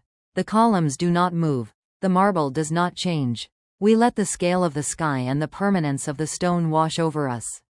The numbers of our count fade away, replaced by a sense of infinite, silver space. The night is a vast, quiet sea, and we are drifting on its surface, held by the stars and the stone, until the light and the darkness are the same. The sifting of the flour. In a quiet bakery tucked away in a side street of Corinth, the ovens have long been cold, and the heavy wooden doors are barred. But in the center of the room, on a long table made of thick, seasoned oak, a large bowl of wheat flour sits in the moonlight. The flour is fine and soft, having been ground by the heavy stones of the mill earlier in the day. We watch as a single wooden sieve, its mesh made of tightly woven horsehair, is used to sift the flour for the morning's bread. The movement is a slow, side-to-side rocking. Swish, swish, swish. It is a sound as soft as a falling leaf. We watch the flour as it falls from the sieve. It doesn't drop like stones. It drifts like a white mist, forming a soft, powdery mountain on the table below. The air in the bakery is still and smells of dry grain and the ghost of yesterday's fire. We focus on the rising peak of the flour mountain. Each new grain adds to the slope, causing tiny, silent avalanches of white dust to slide down the sides. It is a miniature landscape of snow, perfectly clean and perfectly quiet. We count the movements of the sieve. 1, 2, 3. The rhythm is as steady as a pendulum. The baker's hands move with a mechanical grace, requiring no thought. We let our eyes follow the white mist as it settles, watching the way the dust motes dance in the shaft of moonlight that pierces the room. The bakery is a cocoon of soft textures and quiet sounds, a place where the world is reduced to the simple, rhythmic preparation of life. The moss on the sunken statue. We travel now to the edge of a forgotten garden, where a marble statue of a water nymph has fallen into a shallow, ornamental pool. The water is clear and still, fed by a slow-moving spring. The statue has lain there for a generation, and the world has grown over it. Across the nymph's marble arm, a layer of deep green moss has established a silent empire. We look closely at the moss. It is a miniature forest of soft, feathery fronds, each one tipped with a microscopic bead of water. The moss doesn't grow in leaps. It expands by the width of a single cell. We watch it, knowing that it is slowly, inevitably reclaiming the stone. The water in the pool is so still that it acts as a lens. We see the veins in the marble through the green velvet of the moss. There is no sound here, only the occasional, soft cluck of the spring as it enters the pool. We watch a small water strider as it rests on the surface tension above the statue. It moves its legs with a slow, rhythmic twitch, creating tiny ripples that take an eternity to reach the mossy arm. The statue is a bridge between the art of man and the patience of nature. We let our minds settle into the slow, emerald time of the moss. There is no hurry to rise, no rush to be seen. There is only the cool water, the soft green growth, and the slow, silent dissolving of the marble into the earth. The mist in the Vale of Tempe. Finally, we find ourselves at the mouth of the Vale of Tempe, the narrow gorge between Mount Olympus and Mount Ossa. The Peneus River flows through the center, a dark ribbon of water moving between ancient plane trees. It is the hour of the morning mist, the white breath of the mountains. The mist rises from the river in long, slow-moving curtains. It doesn't blow, it drifts, filling the gorge from floor to ceiling. We stand on a wooden bridge and watch the mist wrap itself around the trunks of the trees. The world becomes a series of fading grays and soft whites. We focus on a single leaf of a plane tree. It is large and hand-shaped, covered in a fine layer of silver dew. We watch as a tendril of mist touches the leaf, lingers there, and then moves on. The sound of the river is a low, continuous hum, a white noise that anchors the silence of the gorge. There are no birds yet, no wind, no voices. There is only the slow, rhythmic unfolding of the fog. We watch the way the light of the pre-dawn sky, a pale and ghostly violet, begins to filter through the mist. It doesn't illuminate, it merely softens the darkness. We breathe in the cold, damp air, feeling the moisture on our skin. The gorge is a giant lung, breathing in the night and exhaling the morning. We stay on the bridge, a silent witness to the slowest transition of the day, letting the white curtains of the mist pull us into the final, deepest sleep of the journey. The cooling of the wax tablets. In the study of a merchant in Ephesus, a set of wooden writing tablets lies open on a cedar desk. Earlier in the evening, the wax had been warmed and smoothed to erase the day's ledgers, leaving a dark, glossy surface. Now, as the room reaches the deep chill of the pre-dawn hours, the wax is finalizing its transition back to a solid, matte state. We watch the surface of the tablet nearest to us. It is a deep, honeyed black. As the heat leaves the wax, its texture changes ever so slightly. We look for the moment the shimmer disappears, replaced by a soft, dull finish. It is a movement that happens on a molecular level, a slow settling of the material. The air in the study is still and carries the scent of beeswax and old wood. There is no sound from the street outside. We focus on a small indentation at the edge of the wax where the stylus last touched it. The edges of the mark are rounding out, becoming less sharp as the material contracts. We count the seconds between the cooling breaths of the house. 1, 2, 3. The wood of the desk makes a minute, crystalline click as it adjusts to the temperature. We stay in the quiet of the study, watching the wax become a blank and silent slate, ready for a tomorrow that is still many hours away. The drift of the dust in the sunbeam. We move to the great hall of a villa where the first, nearly invisible light of the distant horizon begins to filter through a high, narrow clerestory window. It is not yet daylight, but a faint, ghostly gray beam touches the air. In this column of light, the dust of the house is revealed. These are not particles of dirt, but tiny fragments of the world, microscopic bits of linen, flakes of dried papyrus, and grains of incense. They move in a dance of absolute lethargy. We watch a single speck as it enters the beam. It doesn't fall, it floats, caught in a thermal current so weak it could not stir a spider's web. It rises an inch, spirals slowly to the right, and then hangs suspended. The room is vast and silent. The marble floor is a dark lake below. We follow the path of the dust mote with our eyes, tracing its slow, wandering journey through the gray light. It is a lesson in aimlessness. There is no destination for the dust, no hurry to reach the floor. It simply exists in the air, a silent companion to the stillness of the room. We let our thoughts become like the mote, weightless, drifting, and entirely at peace with the slow, circular movement of the air. The final stillness of the loom. We return one last time to the room of the loom. The weaving is finished for the night. The heavy wooden frame stands as a dark skeleton against the wall. The weights at the bottom of the warp, small, teardrop-shaped pieces of lead, hang perfectly still. We focus on the tension of the threads. They are pulled tight, a vertical harp of linen. We imagine the sound they would make if a finger were brushed across them, but no finger moves. The air is so still that the threads do not even vibrate. We watch the way the moonlight catches the horizontal weft, the part of the cloth that was added last. It is a rich, textured landscape of interlaced fibers. The smell of the room is the smell of clean wool and dry wood. We listen to the silence of the machine. A loom is a place of great activity during the day, a rhythmic clatter of shuttles and beams. But now, it is a monument to rest. We count the warp threads in a single inch of the cloth. 1, 2, 3. The numbers are a soft, internal murmur. The lead weights are cool to the touch, grounding the machine to the earth. We sink into the shadow of the loom, letting the geometry of the threads and the silence of the wood wrap around us. The work is done. The day is a memory. The night is a vast, uncurving path. The gathering of the dew on the thyme. In the hills above the city, where the wild thyme grows in low, fragrant cushions against the limestone, the air has reached its dew point. We focus our attention on a single, tiny leaf of thyme, no larger than a grain of sand.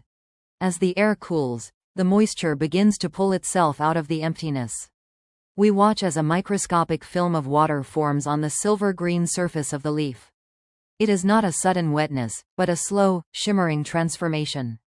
The water molecules find one another, joining together to form a tiny, rounded bead. We watch the bead grow. It is a slow, liquid swelling. The hill is silent, save for the faint, earthy scent of the herb being released by the dampness. We watch the bead of dew as it becomes heavy enough to catch the starlight. It trembles slightly, held in place by the fine hairs of the leaf. We wait for the moment it becomes too heavy for the leaf to hold. It is a tension that lasts for minutes. Finally, the bead slides. It moves down the stem with the speed of a dream, merging with another drop below it. The entire hillside is undergoing this silent, silver baptism. We let the rhythm of the gathering moisture settle our minds. A million tiny drops, forming in a million tiny moments, across the vast and sleeping hills. The settlement of the dust in the theater. In the great stone theater of Epidaurus, the thousands of spectators have been gone for many hours. The circular stage, the orchestra, is a vast plain of limestone. During the day, the air was filled with the dust of sandals and the movement of robes. Now, that dust is finding its final resting place. We watch the air above the center of the stage. The dust motes are so fine they are almost invisible, but in the moonlight, they look like a slow-moving mist of gold. We follow a single speck. It drifts downward, caught in a tiny, circular draft created by the curve of the stone seats. It spirals once, twice, and then sinks. There is a profound architectural silence here. The theater was designed to carry the human voice to the highest row, but now it carries only the silence of the night. We watch the dust as it finally touches the stone. It doesn't bounce, it simply vanishes into the texture of the limestone. We imagine the entire theater being coated in this invisible, microscopic velvet. Every stone, every seat, every step is being slowly covered by the stillness of the air. We count the descent of the motes, one, then another, until the air is perfectly clear, and the theater is a bowl of absolute, unmoving vacuum. The cooling of the city walls. The great walls of the city, built of massive blocks of granite and conglomerate stone, have spent the day absorbing the fierce heat of the sun. Now, in the final hour before dawn, that heat is finally departing from the very center of the stone. We place our hand against a block at the base of the wall. The surface is cool, but we can feel a faint, pulsing warmth deep within the heart of the rock. It is the stone's memory of the day. We watch the way the shadows of the nearby cypress trees move across the face of the wall. The movement is so slow it is almost geological. The stones are talking in a language of micro-contractions. Every few minutes, there is a sound so low it is felt in the feet, a deep, woody thrum as the massive blocks settle into one another, tightening their grip as they cool. We follow the line of the mortar between two stones. It is a landscape of tiny crags and valleys. We watch a small shadow as it moves across a piece of embedded quartz. The walls are the guardians of the city's sleep, and they are performing their final duty of the night, releasing the last of the day's energy back into the cold air. We let our own warmth merge with the stone, feeling the immense, solid peace of the fortifications. The city is safe. The walls are steady. The heat is gone. There is only the cool, dark weight of the rock, holding the world in place until the sun returns. The cooling of the oil lamp. In a small chamber within the Temple of Vesta, a clay oil lamp has finally burned through its fuel. The flame has vanished, leaving only a tiny, glowing spark at the tip of the charred flax wick. We watch this spark. It is a miniature sun, fading from a brilliant orange to a deep, dark crimson. The air around the lamp is warm and smells of toasted olive oil and salt. We watch as the glow retreats into the fibers of the wick. It doesn't go out all at once. It pulses, like a slow, rhythmic heartbeat. With every breath of the room, the spark flares slightly, then dims. We focus on the liquid that remains in the bottom of the lamp, a thin, golden film of oil that is now perfectly still. The ceramic of the lamp is a warm, earthy red. As it cools, the heat radiates into the wooden table, a silent transfer of energy. We watch the wisp of smoke that rises from the extinguished wick. It is a thin, gray ribbon that curls in slow, lazy spirals before vanishing into the rafters. There is no sound in the chamber. The goddess is asleep, and the fire has done its work. We stay with the lamp until the last hint of red disappears from the wick, leaving only the cool, dark clay and the scent of a finished prayer. The drift of the snail on the temple step. Outside, on the bottom step of the great marble temple, A small land snail is beginning its journey across the stone. The marble is wet with the pre-dawn mist, creating a shimmering, silver path for the traveler. We sit on the step and watch. The snail moves with a continuous, liquid undulation. It is a motion so smooth that it seems more like flowing than walking. Behind it, it leaves a glistening trail of mucus, a map of its slow and steady intent.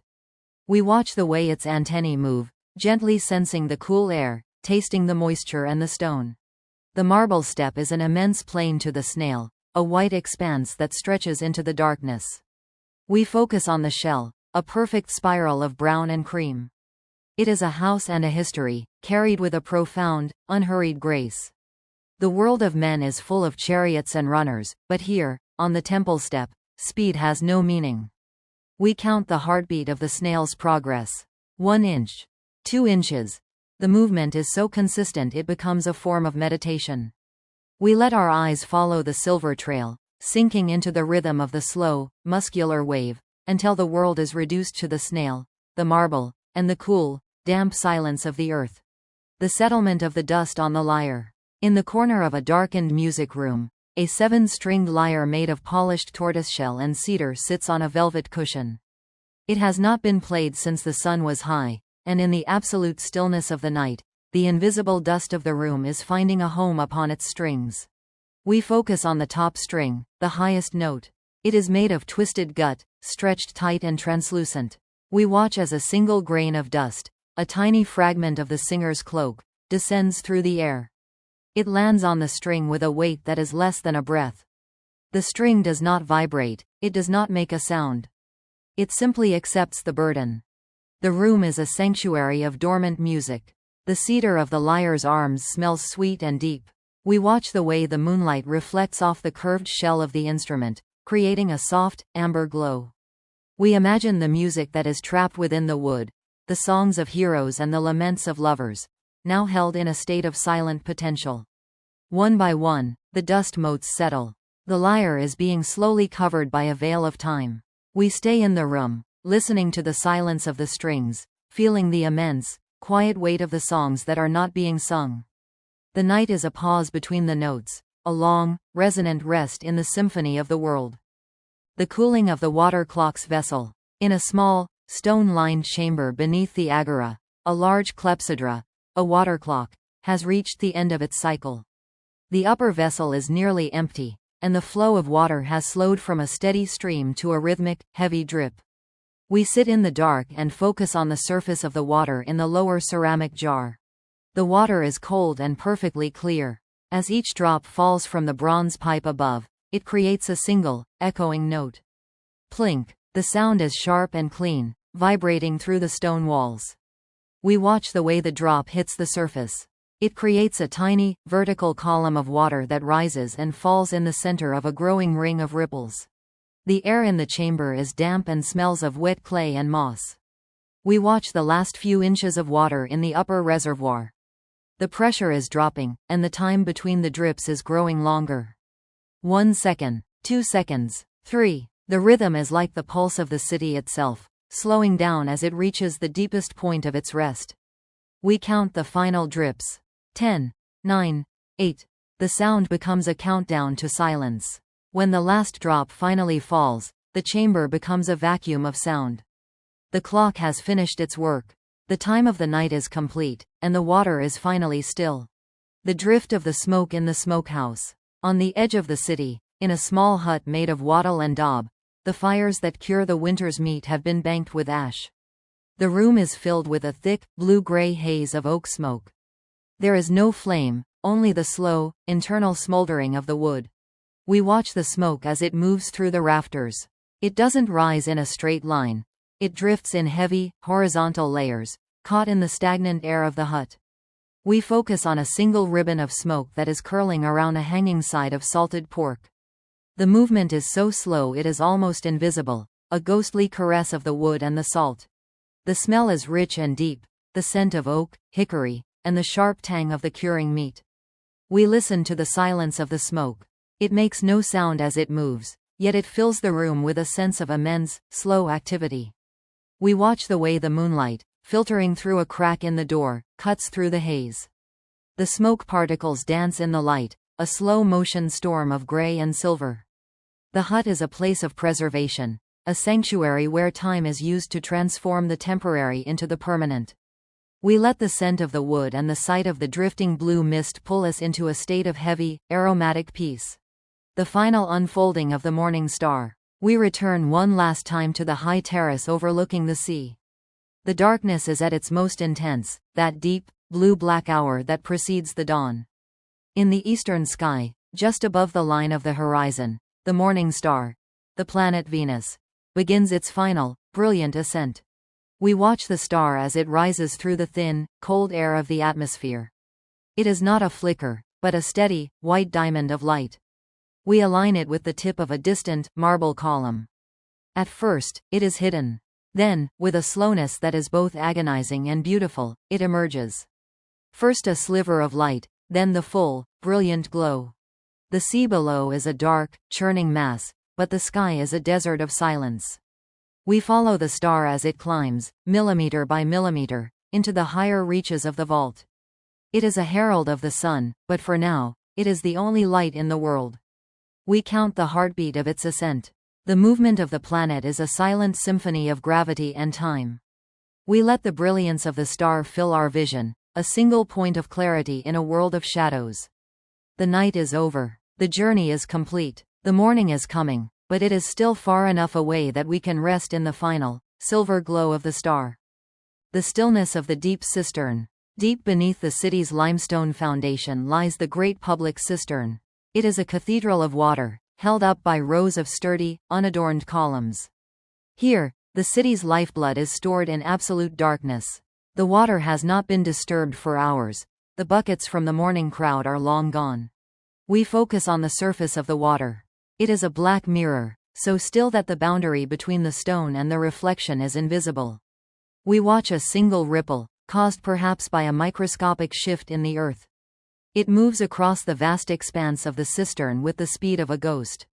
The air here is cold and heavy with the scent of wet stone and ancient moisture. We listen for the echo of the silence. It is a hollow, resonant quiet that vibrates in the chest. We watch the way the water clings to the base of the columns, a dark, liquid marriage of stone and sea. There is no wind here, no sun, only the eternal, cool patience of the reservoir. We let the depth and the darkness of the water fill our minds, sinking into the subterranean peace of the city's heart. The cooling of the marble quarry. High on the slopes of Mount Pentelicus, the great quarry where the Parthenon was born lies open to the night sky. Huge blocks of white marble, partially hewn from the mountainside, stand like frozen giants. During the day, the air was filled with the ring of iron chisels. Now, the mountain has reclaimed its silence. We focus on the face of a single, massive block of marble. It is a brilliant, crystalline white, reflecting the moonlight with a soft, pearlescent glow. We look at the chisel bites left by the workers, long, rhythmic scars in the stone. As the temperature drops, the marble contracts. We listen for the mountain's whisper, a faint, woody creak as the stone settles into its new shape. The air is thin and smells of cold iron, pine resin, and crushed stone. We watch the way the shadows of the nearby pines move across the quarry floor. It is a landscape of geometry and shadow. We follow the line of a vein of gray quartz through the white stone, tracing its ancient, frozen path. The mountain is the source of all the city's glory, and now, it is resting. We let the hardness and the immense, silent weight of the marble anchor us, feeling the strength of the earth beneath us. The final sinking of the harbor mist. We return, one last time, to the edge of the harbor. The mist that has been gathering all night has finally become so heavy that it is sinking into the water itself. It is a thick, white velvet that obscures the line where the sea meets the sky. We watch a single bead of moisture as it forms on the rigging of a sleeping merchant ship. It hangs there, a tiny, silver globe reflecting the last of the starlight. We wait for it to fall. It is a moment that lasts for minutes. Finally, it drops, disappearing into the dark water without a sound. The air is freezing and tastes of salt, wet wood, and the coming morning. We focus on the silence of the mist. It muffles the world, turning the sound of the lapping waves into a distant, rhythmic heartbeat. We watch the way the mist swirls around the stone pilings of the pier, a slow, liquid dance of white on blue. The world is being erased, one layer at a time, leaving only the sensation of floating in a vast, cool void. We count the breaths of the sea. 1, 2, 3. The morning is near, but for now, there is only the mist, the water, and the absolute, restorative dark.